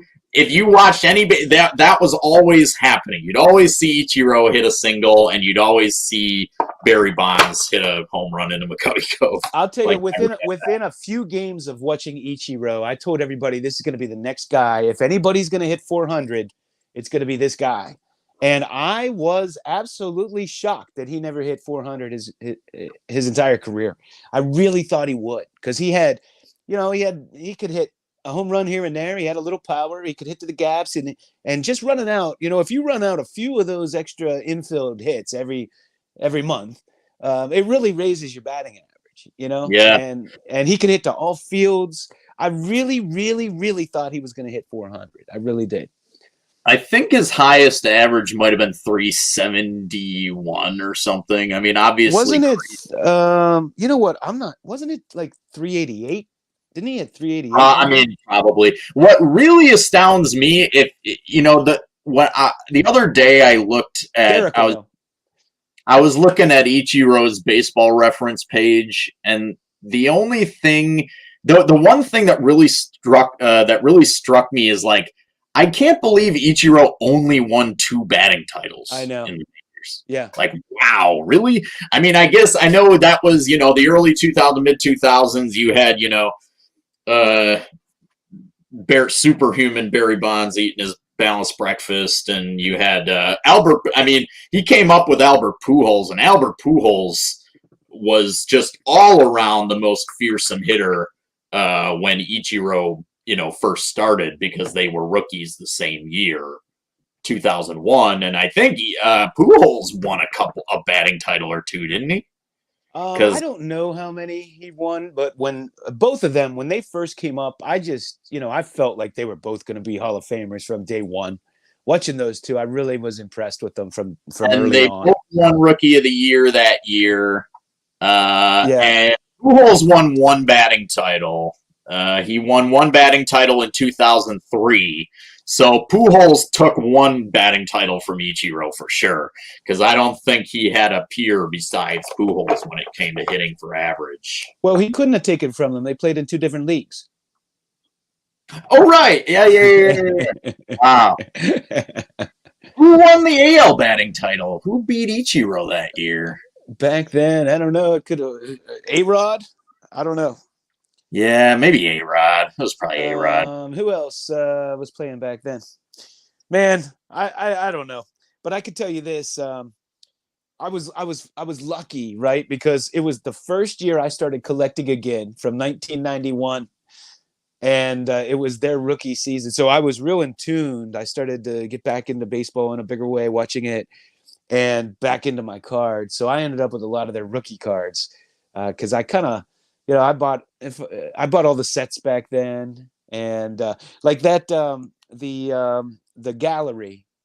Hold on. I actually keep this displayed because I love this card so much, but I had to get the Japanese version of this. Now this is a great one. This is the second year. It's a second year card, but I just loved it. I need that one for sure. So I had to have the Japanese version, and his play ball, from 2002. That's a really cool one, and they have one with a jersey. Yep, I have that. Yep. I think I have 2 of those, if I'm not mistaken. I have the Pujols Chrome, the Fleer. I have them both in that. What's that, Fleer Premier? They're numbered. There's also that awesome 2001 Topps card that has both of them on it, and that's one of my favorite of the year. And so Pujols was the NL Rookie of the Year, and Ichiro was so 2 future Hall of Famers, 2 Rookies of the Year on the same card. Awesome. I have that in the display, and it's one of my favorite all-time cards. I've cherished that since I pulled it from a pack back then. Nice. And I have it up in a display. I have a Pujols. I have that, I guess it was Heritage. It looks like the 54 top set that was Pujols, their second year. I have an autographed Pujols from way back in the day. of that. I was just a big fan. I missed out, on some of their hot rookie cards I didn't know about at the time because some of those sets are obscure, like the Yeah. Fleer. That was Fleer What is was that? just Fleer Premium? What am I thinking? I You can know, go check. Ichiro has so many Fleer rookie cards, like between his Fleer and his Upper Deck, because that was still when multiple companies had the license. And yeah, I mean, Ichiro, okay, Miggy, yeah. Miggy, man, what a great player. What a great player. It's just when he came up to bat, it was something special. You just expected something great, and you usually got it. Here's Ichiro's, just his 2001 Upper Deck, just his base rookie from 2000. And I think this card's actually underrated because it's base Upper Deck. The 89 Griffey is super famous. And some of those early 90s Upper Deck cards are famous. But this one, I think, is a little bit underrated. Yeah, I agree. So I got to share this with you real quick.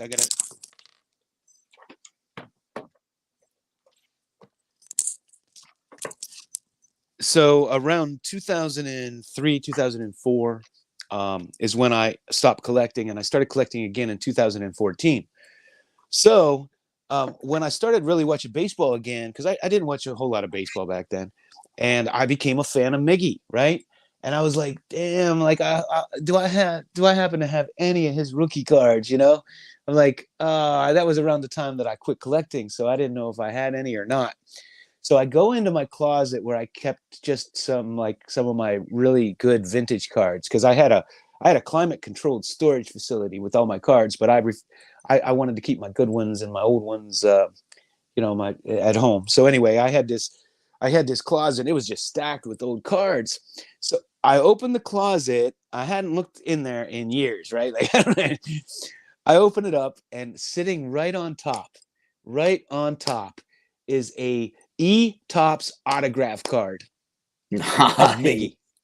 And Cool. it's numbered to 2,500. But I got this letter. I still had this letter with it. And the letter, I have the receipt and everything in here. But the letter essentially says that they weren't happy with the quality of Miggy's autograph, and if you don't like it, you could send it back and get a refund. And mine looked great, so I kept it. But this is the interesting thing. So it's numbered to 2,500. However, how many people sent them back and got a refund? Right. Because it was a shiny card, and I could see why they would have problems with it, right? The E-Topps. Yeah. And so I believe there are far less than the numbered copy that's on there, the 2,500. Yeah. And I've only ever seen one other one on eBay. But anyway, I mean, can you imagine how excited I was? I walk into my closet looking specifically for his rookie card, and it was the last card I ordered before I stopped collecting. I ordered it from Topps, and back then they weren't expensive. I think I probably paid $25 for it. Yeah, well, that was a lot at that time. He was just somebody. He was just a prospect, right? He was just a guy who. Yeah, but now he was a highly touted prospect. Yeah. But now if you go on and you get like the Topps Now autographs, they're like 150, 300, 400, 500. So, to get it for like $25 or whatever I paid was a steal, I think, in retrospect. I had that up there too on my display. He was an E-Topps Ichiro. Yeah, I think I had. So listen to my dilemma here. So I had an E-Topps account, and I have all these cards sitting there. And finally, one day, I logged in. I don't even know if my password still works, and I'm looking for these cards I had. And I want to have them shipped to me, right? I'm like, okay, it's time. Let me get them all. It was going to be $350 for me to ship them. That's how much Topps charges to ship those damn things. I'm like, well, forget that. I ain't shipping that. Wow. It was $250 or $350 just to ship them. I already bought them and paid for them. Like, it doesn't cost that much to ship cards. No. I mean, I have a lot, but it was like there was no discount. Like, it was like per card or something. And I don't know if anybody else has had that issue, or if anybody has some sitting there, but I need to find a way to get them out of there. But I don't really want to pay that just to ship them. I mean, there's a handful of cards that are pretty good. You know, I have some rookies and stuff in there. The E-Tops, I remember one time because I got interested. I got this Ichiro card, and that's kind of how I learned about E-Tops. And so I looked into it, and like I remember at the time, this was a couple years ago, that the E-Tops had long since been defunct, but the website was still up. And the website was like this early 2000s sort of like time capsule that hadn't been updated. It looked like outdated. Like I was like, wow, this is surreal. But I guess it was for people, you know, who still like you, who still had E-Tops cards, even though they weren't doing it anymore. I guess they still held them for you in their like climate. Well, they have to, right? You paid for them. Yeah, they can't just throw them in a fire, right? So I guess they just, yeah, I don't know. Well, they should do a promotion or something if they want to get rid of them. I'm happy to take them. But I already paid for those cards, you know. I don't want to pay $200 or $300 to have them shipped. That just seems insane to me. You're like repaying for them, basically. Right. That's more than I paid for them. Right. And they're not that popular. They don't carry much value. People don't seem to like them. Yeah. See, we used to trade them on E-Tops. So what I would do is I would buy multiples of prospects, and then if they would take off, I'd sell them. Like I remember selling a Ben Roethlisberger because I thought it was an ugly card. I didn't like the look of it. And when it started to go up in value, the early ones, especially the first year they did it, those used to sell for a lot. So I sold them and I bought vintage because I'm like, you know, the E-Tops, you could just go on eBay right there. You didn't have to do any work, right? You didn't have to ship them or anything. And so I would sell them and go buy myself some vintage with the money. That was a good move, I think, in retrospect, probably. In retrospect, I think it was. Yeah, the E-Tops card, like basically I think the ones that people like, the Ichiro and then the Trout is obviously, I think the Trout's numbered to like 750 or something, and the E-Tops Trout rookie. But yeah, beyond that, I mean, the E-Tops cards, people aren't really crazy about them. I didn't even know they were still doing them in 2010 or 11 or whenever his rookie was. I think that was more way toward the end. Okay. I think it started, because I think like Aaron Rodgers has an E-Tops rookie. I'm pretty sure, because that, you know, when Topps still had a football license. And okay, I think Rodgers, yeah. Now let's talk about the dumbest thing you could spend your money on.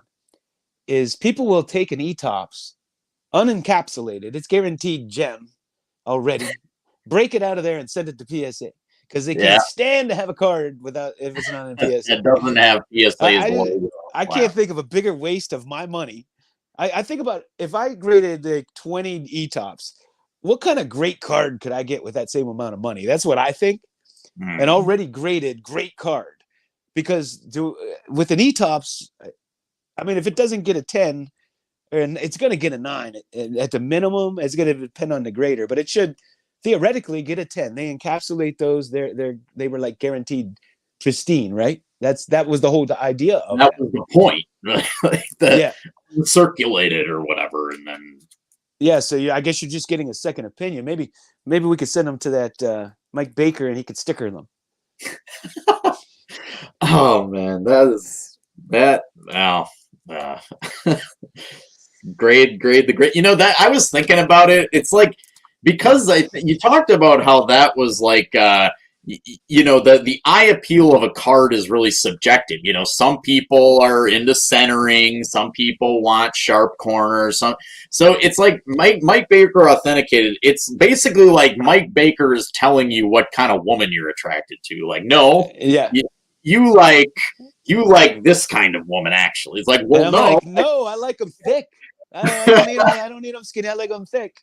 But Mike it's like Baker Mike Baker's telling you what like kind of No, you're right about that. And I didn't even think about that initially till you said something, because that's so true. How can you tell me the eye appeal if I have a different eye appeal than you?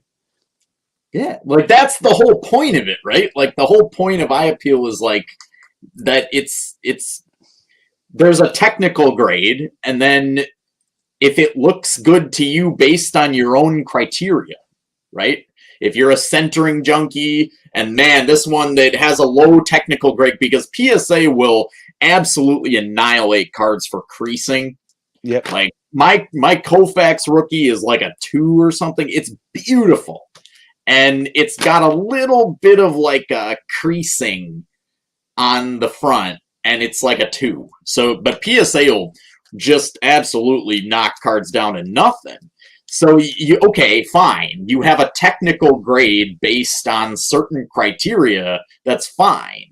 But then you're not going to tell me personally that it looks bad or that this one's better than this one. Maybe there are people out there who really hate wrinkles. Like it just really irks them.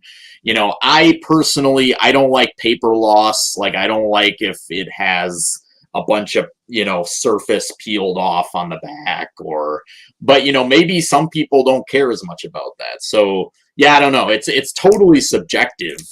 Well, there's a big difference between a crease that goes the whole way through the card and a surface wrinkle too. And sometimes a card is absolutely like, it looks like a 7, but on the back, there might be a little surface wrinkle somewhere and it doesn't show through to the front.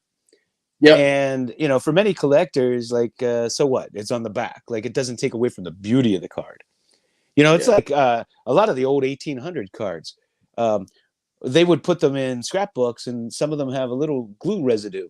And if there's no paper loss, like oftentimes there's not. Like, it's very faint, but there is some sort of little glue there. But what happened was it kept that card in pristine condition on the front. And you try to find an 1800s card that you can afford that looks like that, right? But it'll get a 1.5 or a 2. Well, you've said before, you know, the whole thing about why are some of these cards graded the way other cards are? Yeah, because it doesn't make any sense. Like you said, there's one where you know, a lot of people, like, they're not high on like Beckett vintage. Like, I've noticed that. The slab junkies, it's like the Beckett vintage slabs sell for way less than like PSA or whatever. It's like, I gotta say, like, at least Beckett has like this is their vintage system and this is their modern card system. At least as far as I know, they actually, whereas like PSA, it doesn't matter if the card's from 2020 or, you know, 1888. They'll do their scale and, you know, they'll slap the word poor on like cards. It's like, no, there's nothing poor about this card. Well, I mean, how do you grade a T205 with the same standards that you would grade a Prism, right? Or a Mosaic? I know. Man, it's like the material's different. I want to tell you something. T205s didn't come out of the packs a 10. They didn't even come out of the. I mean, they were issued in soft cigarette packs. You know, they're like the T206s, soft cigarette packs that were handled with these cards just sitting inside of them, right? That's why I always say, like, if you see a T206 that is a 7 or above, you got to question it because it's hard to believe that they're still around in that condition. But to grade them, the same with the same scale. I don't know. I think I talk about that Jimmy Fox that I have that was a wrapper. Now, you had to cut the wrapper to get the candy out. And so they will always be 1.5 or less. Always. Yeah. Now, why are you grading them like they're a new card when they're an old, rare thing that was a wrapper that they had to be at least cut a little bit? Like the one I have, whoever got this package must have really loved Jimmy Fox or baseball cards because they barely opened it, right? It's the nicest example I've ever seen, and it's a 1.5, and you'll never find a higher one. Yeah, it's wild that, you know, that just makes me think about, like, I'm routinely astounded that some of these things still exist. Like, I know, me too. How does a wrapper, man, who saved their Gaudi wrapper? Who did that? I don't know. Hold on that note. I have to show you this because it blew my mind that somebody kept this. Let me show you. Okay. If anybody's still watching while John's gone, here's a Ichiro 93 BBM rookie. And I also have the 94. Sweet. So, yeah. I think the 94 is rarer. So this is a shoebox from the early 70s. Oh. Will's reading Johnny Bench. Yep. cutout cards. Oh wow, nice. And somebody kept the thing intact. Can you believe that? That's something I would do. But Yeah, it had to be somebody who was just a card freak like me. yeah. That's just unbelievable. There was a guy. I don't know what his. I lurked some of the mainly just for like buying opportunities. I lurked. There was one vintage card Facebook group where this guy was like showing all his boxes, like all his vintage boxes from like the top sets and Bowman. So he had boxes from like, here's my 55 tops box. That's awesome. Here's my 52 Bowman box. He had like every 50s card issue, the complete intact box. I don't know how it survives. How did that even? This is 1965. Oh, man, and look at the players on there. Yeah, you can't go wrong with Mantle, Koufax, and Killebrew on one box. Yeah, now check this other one out. I got the 69 too. And these are pretty cool too. Some great players. 1969. Wow. Yeah, that's crazy. Do you put anything inside there to support it, or you know what? I don't. Make it not Bob Gibson, Carl Yaz, Denny McLean, of course, because he was really good back then, and Willie Mays. I don't. I keep them in these boxes here, just so nothing ever happens to them. These are perfect fit. Just like put them in Tupperware. Yeah. I know there are box slabs. Like I know, I think they're like the old GAI ones or whatever. You could get a box slab. I don't know. Yeah, some of what PSA does kind of angers me. For instance, let me show you. I like things pristine, the way that they were made and intended, right? The Fanatic Card Guru says he puts white styrofoam blocks in his boxes. Seems like a decent idea. So it's almost like a shoehorn, right? Like you keep the box in shape. Yeah. So like just for example, I'm not complaining about this because it's a really great way to keep them, right? But if you get these graded, these milk duds, this is what they do to them. Yeah. But this is how they came. They're in a box. Oh, you got a box. Nice. So they should grade them like this. Right. Yeah, because you're kind of altering it if you're flattening it. You're altering it. But they do this with a lot of things, like the 1970 and 71 Topps scratch-offs. Like you keep the picture of the card, they'll open them up. And it turns it into a long thing. Well, they do that with the bazooka boxes too, I think. And the other thing they do, yes, well, they flatten the bazooka box. Yeah, they flatten. I mean, I don't mind what they do with the boxes, but technically, you're ruining it. Like it came in box form, but right. I guess they're focused more on the card than the packaging. But some of us like to collect the packaging. Like I think this is awesome. One of the most incredible, because we were talking about how did this even survive. One of the most incredible sports memorabilia card related things I think I've ever seen is someone had an unflattened original like 30 something Wheaties box with the Lou Gehrig card on the back, and they had wow. They had like the entire box, and it was still in box form. Like how did it survive? Yeah, you gotta put that in a museum, man. Yeah, but I don't know. I collect packaging if I can find it. So I have like a 1933 Sport Kings wrapper. I have a 34 Gaudi wrapper. Like if I could get my hands on them, I have a T207 Recruit cigar box. I have an old Fatima pin here. I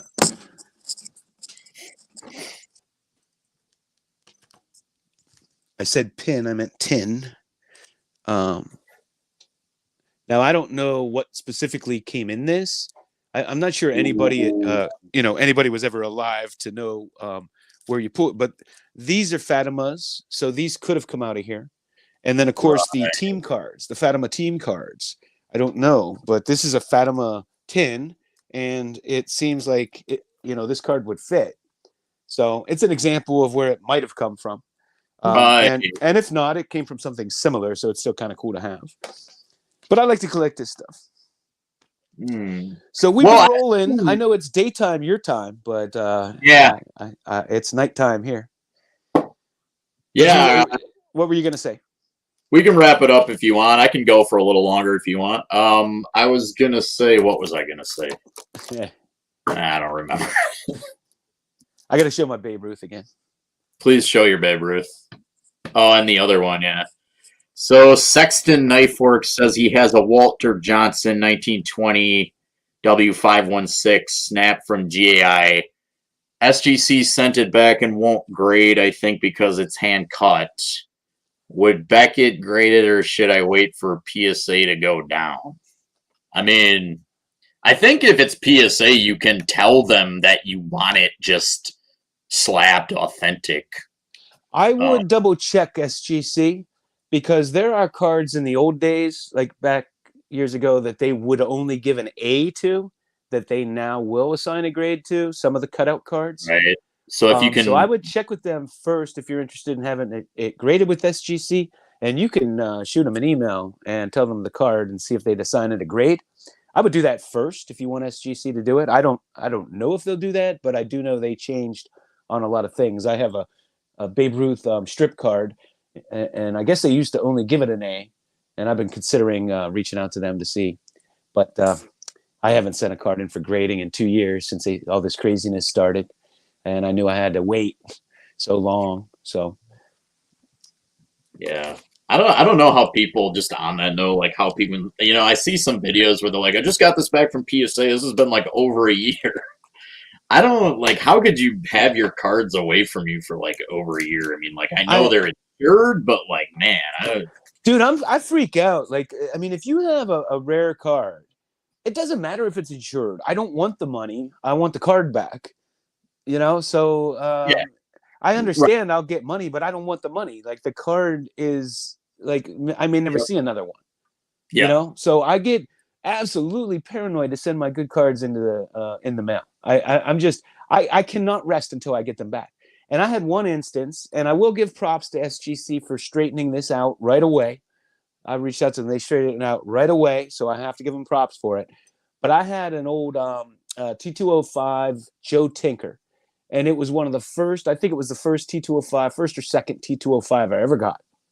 And it was a 1.5, and I sent it in for a reholder because their old holders will get dingy. They would fade or something and get yellowish, and it drove me crazy. So little by little, I'd send them in and get new holders. So it came back in authentic, right? And I reached out to them. I said, I sent you a 1.5, and you sent it back authentic, and it was a total error. But they're like, well, we'll send it. Send it back in. We'll regrade it right away for free. And they did. And I got it. They turned it around real fast for me. And I sent them a picture. I said, I sent this in as a 1. You graded it a 1.5. Now you're grading it an authentic. But it was just a mix up, I think. But I do have to say they fixed it.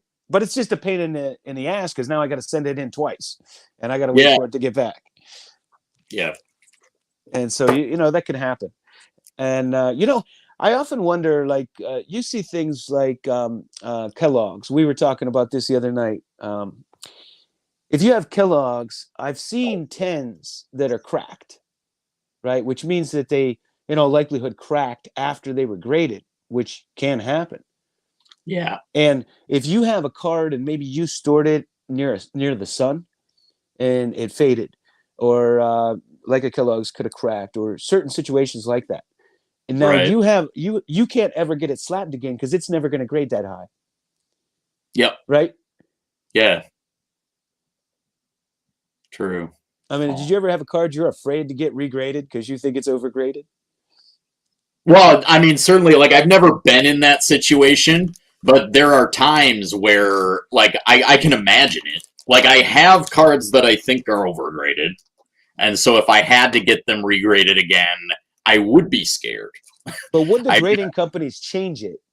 You know, Yeah. like if they take it back and all you're asking for is a new holder, theoretically they should just give you the new holder because they already graded yeah, it. they should. Like if you're However, asking for a reholder, yeah, they should just keep the grade the same. Like I don't think they're not gonna like you but know. let's say like with SGC they have the perfect cutouts. Well, sometimes the thin cards will get loose in there. So let's say they graded it a 7 and it gets loose in there and you ship it back for a new holder. Well, maybe it gets some rough shipping and maybe the side gets a little chipped or something. Yeah. Are they going to send it back 2 grades lower? Yeah, well, Like I have seen instances where somebody complains. I think what they do is they kind of just look the other way, whistle, and give it the grade they should have given it if they didn't damage it themselves. Because I've seen like instances where one of the guys, he had a chrome card or something. I think it was like a Juan Soto, and he sent it in, and PSA had they must have gotten in there when they seal the slabs or something, that the card was like melted. It had like a corner that had somehow maybe gotten into the press or something. And so PSA, bottom line, they basically wrecked his Juan Soto card. But it was in the slab and they just gave it a high grade. Like it said like PSA 9 on it. Like it's almost like they didn't want to. They're just like, well, we're gonna give this guy a high grade. Well, because we screwed up. But of course, it's absurd because you've got the guy sent the card in, say it's a 9, and PSA ruined the corner during grading or something. So they're just like, well, we're not going to give this guy a lower grade because we screwed it up. But it's like, well, that's not right though, because that card's going to be on the secondary market, and and then the slab says 9, like, oh, we're doing this guy a favor. We wrecked his card, so we'll give him a good grade anyway. But it's like, well, it's not, it's got a melted corner. Or what? Yeah, I've always wondered. So you saw me. You probably saw me messing around. Where's that? Messing around with that Babe Ruth earlier, because it's PSA. It's not perfect fit like SGC. So this thing, see it? It's over there. You can mess with it and send it to one. They did that. It moves around. Yeah, and everybody insists that it will never damage the card. That people have put these in dryers to test them out, and that may be, but it's got to be possible at some juncture that the slab could, damage a card because those corners. I don't know. They go onto the side there. Yeah, that's a firm thing. If that corner hits that slab hard. Because if you have a corner again, that's why they have the little grooves on the corners. Because in a normal, if the fit is right, then the corners don't touch side at all. Right, but for these little cards, around, then it's absurd to put that little card with corners because it's not even, and so the corners hit the edges. So if you sent this back and it was roughly handled with the post office or whatever, and they get this, I guess it's just something I'm thinking about. Like everybody thinks you encapsulate it to protect it. I'm not so sure that all cards are protected in a holder. I think this would be better protected in a card saver 1 myself, because I can't. Right. I mean, I think like the Hall of Fame with their own card collection, they actually crack them out of the slabs. They won't. They won't keep them in Hall there of Fame cracks because they don't know the long term effect of like the plastic, and then probably also for those very reasons, right? If the card is, they're the Hall of Fame, they're the freaking Hall of Fame. They can probably preserve the card better than like if it's like this one, like if it's sliding around inside this thing. Yeah. It used to drive me crazy in the early days, and that's one of the reasons that I wanted SGC, because they'll cut it out to fit the card. And those old floaters from PSA, they just drive me crazy, like the oversized, like the Cons Wieners, and they're just floating and they're going back and forth and banging. And then how about the Colgan's chips when they turn upside down and and shit like that. Like that drives me insane. You probably know what it's called. Those they're pre-war. They're big, and they're called like the pastels or something. It's those big pre-war cards. You mean the 1936 311? Maybe. I think it's 30s, but 312. They have like kind of pastel. They're called like some of the slabs are like pastel or something. You mean the oversized? They're Gaudi premiums. They're not. I don't think they're Gaudi. They might be Gaudi. At any rate, it's an oversized pre-war set. And I saw a listing one time where the card was like essentially going up. It was almost like going. It was like outside of the thing, and it was almost like going up over the label. Oh no! So that's what I'm talking about, man. Yeah, I don't know. They got to just make sure that all these cards are. I think sometimes what happens is they either run out of like fitters that get the right fit, so they just slab it anyway or something like that. Like, yeah. Like I have this Ichiro, and this slab is like a little bit more kind of fitted. And these are both Colbys, but they put this Ichiro in this like too big thing, so it shakes around like your Babe Ruth. Like this one looks like it's a little more fitted. It just drives me crazy. And the other thing is, like, I had a Karol Yastrzemski rookie card that would bounce around, and it freaking drove me crazy. So I bought another one, and then I sold that one because it just drove me insane that it would move around. I'm like, this cannot be good for this card. I don't care what anybody says. Bouncing around for years, cannot be good for that card because it wasn't tight enough and it was loose. Yeah, it drives me nuts too. I think they just run out of certain kinds of slabs, and then because they have the order in, so they just grade it anyway. Yeah, some of those thin cards, they it's got to be tight to hold them in place. I mean, SGC too. Like I have, I've seen them where they'll kind of slide underneath the black. They're not tight enough.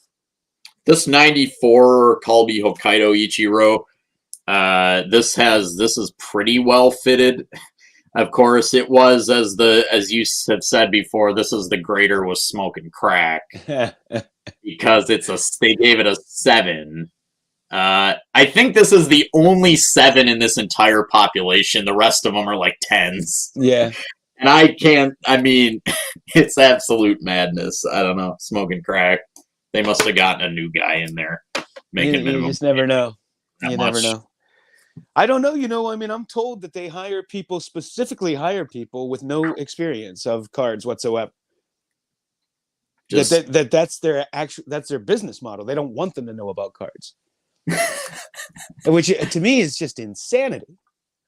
Like, what's the rationale? Just that if they know cards, then I don't know if they've steal them or I don't know.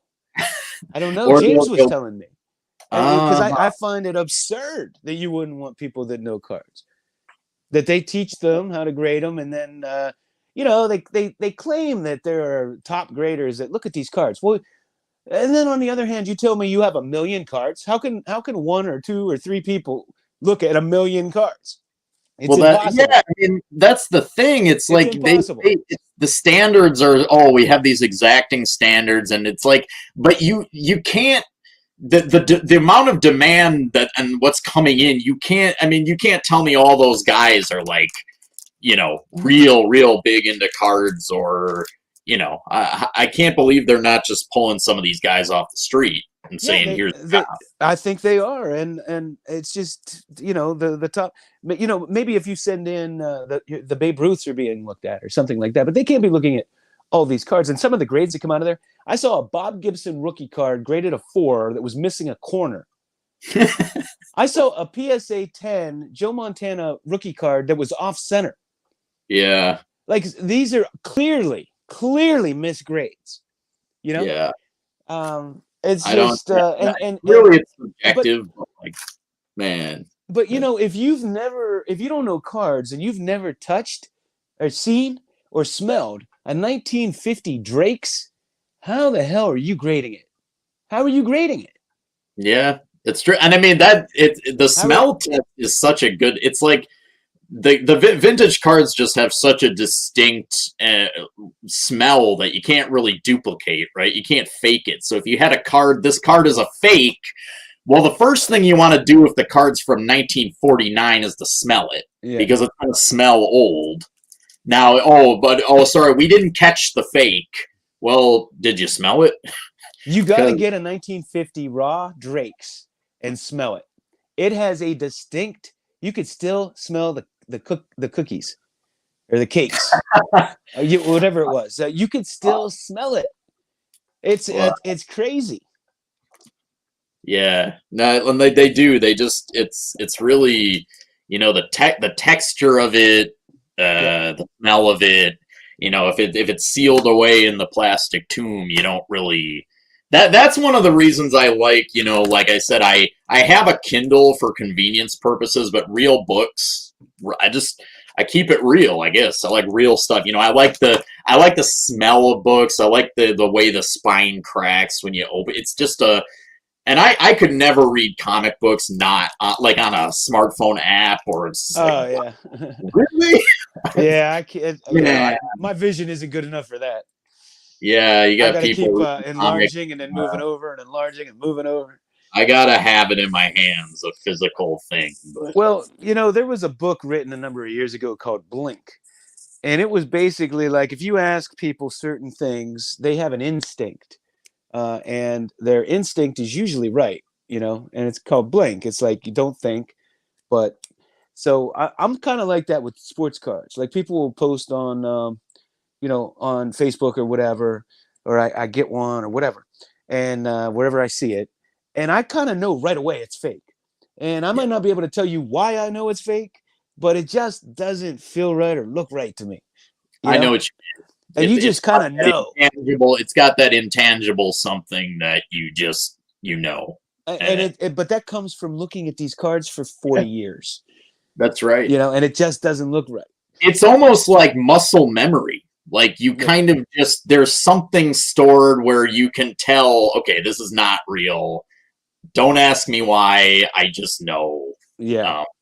But some of the, some people, what I always find disheartening is when people, they clearly, they don't do any kind of learning or research. They just, is it real? Is it real? Is this real? Is it fake?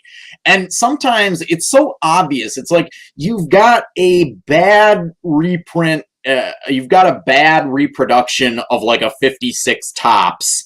It's not the right size. It's too small. It's like regular card size, standardized card, right? Where the pre-57 cards were a little bigger. It's got bright white borders, and people are like, well, is this real? Is this real? It's like, if you just did a little learning yourself, or, you wouldn't have to ask. The two things that drive me the craziest on Facebook groups are, is it real?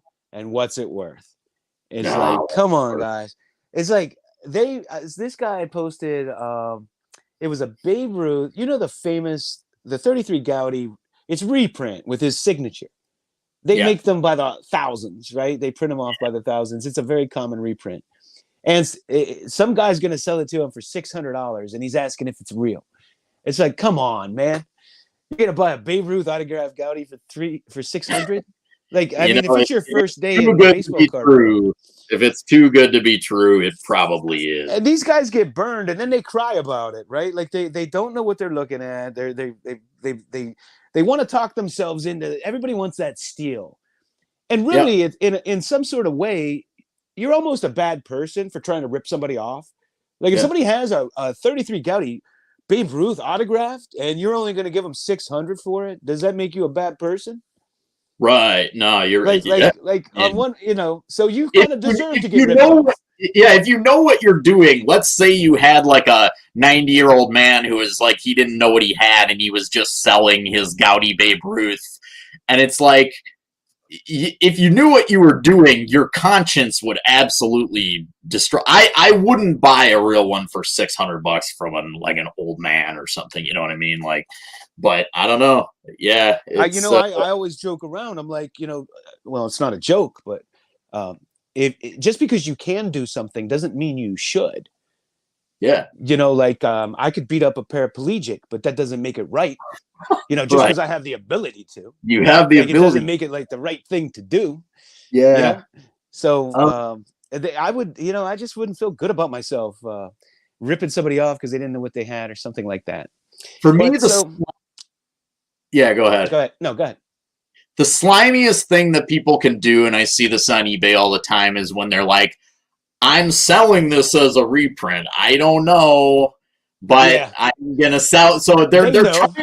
they're trying to plant the seed in your brain. It's like Inception. They're trying to like, oh, this crappy reprint could be real. So I'll, selling it as a reprint. I don't know. The best is when they tell you, well, first of all, they'll say no refunds, right? It's as is. So it as is, it could be a reprint. But I showed it to my friend, my friend who owns a card store, and he says it's real. Did you ever see those? Yeah. Oh yeah. You see it all. You It's have a card really... that's worth $100,000, and you won't grade that one. Like, that's the one you should have graded. Yeah, you're gonna sell it. Why is it not right? There are certain things where we were talking about kind of the sort of unnecessary aspects of grading. Sometimes it is necessary. Like if you have a Babe Ruth, or it's like put it in a slab, because if you're gonna sell it, for sure. But like, why? The point is, why wouldn't you grade that fantastic, fabulous card? Right. It's like you have this insane, rare value. I've got this Walter Johnson, card, but okay, so why is it you're trying to sell it on eBay, but it's not graded? Like, I would see if it was in your PC, and through provenance you knew it was real, but you're trying to sell it and it's not graded or authenticated or anything, but you're trying to sell it to people. And they never have a good story of where it came from. Like this, it wasn't in their collection since they were a kid, or their uncle didn't give them a whole collection. They'll say that, like, my aunt got this from when my uncle died, and she doesn't know what it is or what it's worth. Yeah. That kind of stuff. And it's just like, stay away. Back in 2003, I think it was, I wrote a big article in Sports Collectors Digest on how to be careful on eBay, because, back then I saw all this scamming going on. And after being on eBay for like a year or whatever, I learned so many lessons, and I wrote they gave me a full article, and I let people know what to watch for. Stay away from those. Back then, it was hilarious. It was, my wife needed breast implants, selling collection. That was a big headline. And I crack up. I'm like, what does that have to do with anything? Right? Yeah. That was my favorite, because it was my uncle attic find. It's always an attic find. Everybody's uncle's got the Uncle Jimmy collection up in their attic, I guess. But my wife needs breast implants. That's the funniest thing. At least he was honest. Yeah. I mean, that's an honest thing. You could have been like, my daughter, I'm paying, she needs to go to college or something. But then at least he was just honest. Yeah, I mean, but is he, or is he just, most of those guys are like scammers. But then the other thing I don't understand are the listings that it's like set break. Like, oh, good, I should pay more because it's a set break. Right. Yeah. This card's off-centered, and it's not that great, and it's a little overpriced, but it was part of a set, so let me buy that one. Like, was part of a set. Like, it makes sense if maybe the guy's trying to tell you he has others from the set, but that's not what he's saying. And this is such a common thing. It's part of a set break. Who cares? There's only one card. Why do I care if it's part of a set break? I know. It's funny you mention that, because I'd never thought of it before. I'd seen that before, and I didn't really get it. But now, like that you mention it, I'm just like, why is that a thing? Yeah, I don't know. There's so many, man.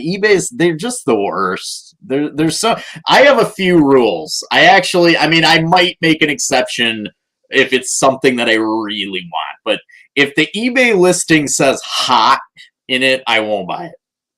So sometimes you'll get the seller will be like something, information hot. Or if the eBay listing has like the fire emojis, or like the stock graph going up emoji, or like a rocket emoji. You just lost a potential buyer.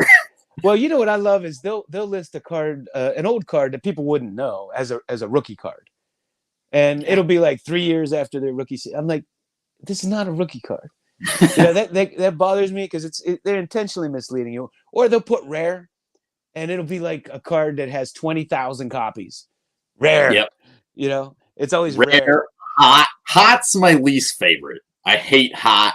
It's like if hot, I better buy this now. Well, at least it's not a blatant lie. Like it could be Right. people, right? Yeah. Like rare is a blatant lie. Rookie card is a blatant lie. Yeah. So hot is like going back to what we were talking about before. Like your girl might be thick, but she could be hot to you. Like that's subjective. So, Yeah. All right, my man. I think I have to wrap it up. I got a busy day tomorrow. I can already see work emails popping up for the morning. All right, I got to get on with my day. So, hey, this was fun. Thanks for coming on. We've been thanks for having me. this for a long time. We got a little sidetracked there. Second. Yeah, that's all right. We covered a lot of topics. So. All right. Hey, thanks everybody for joining us. Really appreciate it and all the comments. Have a good one. See ya.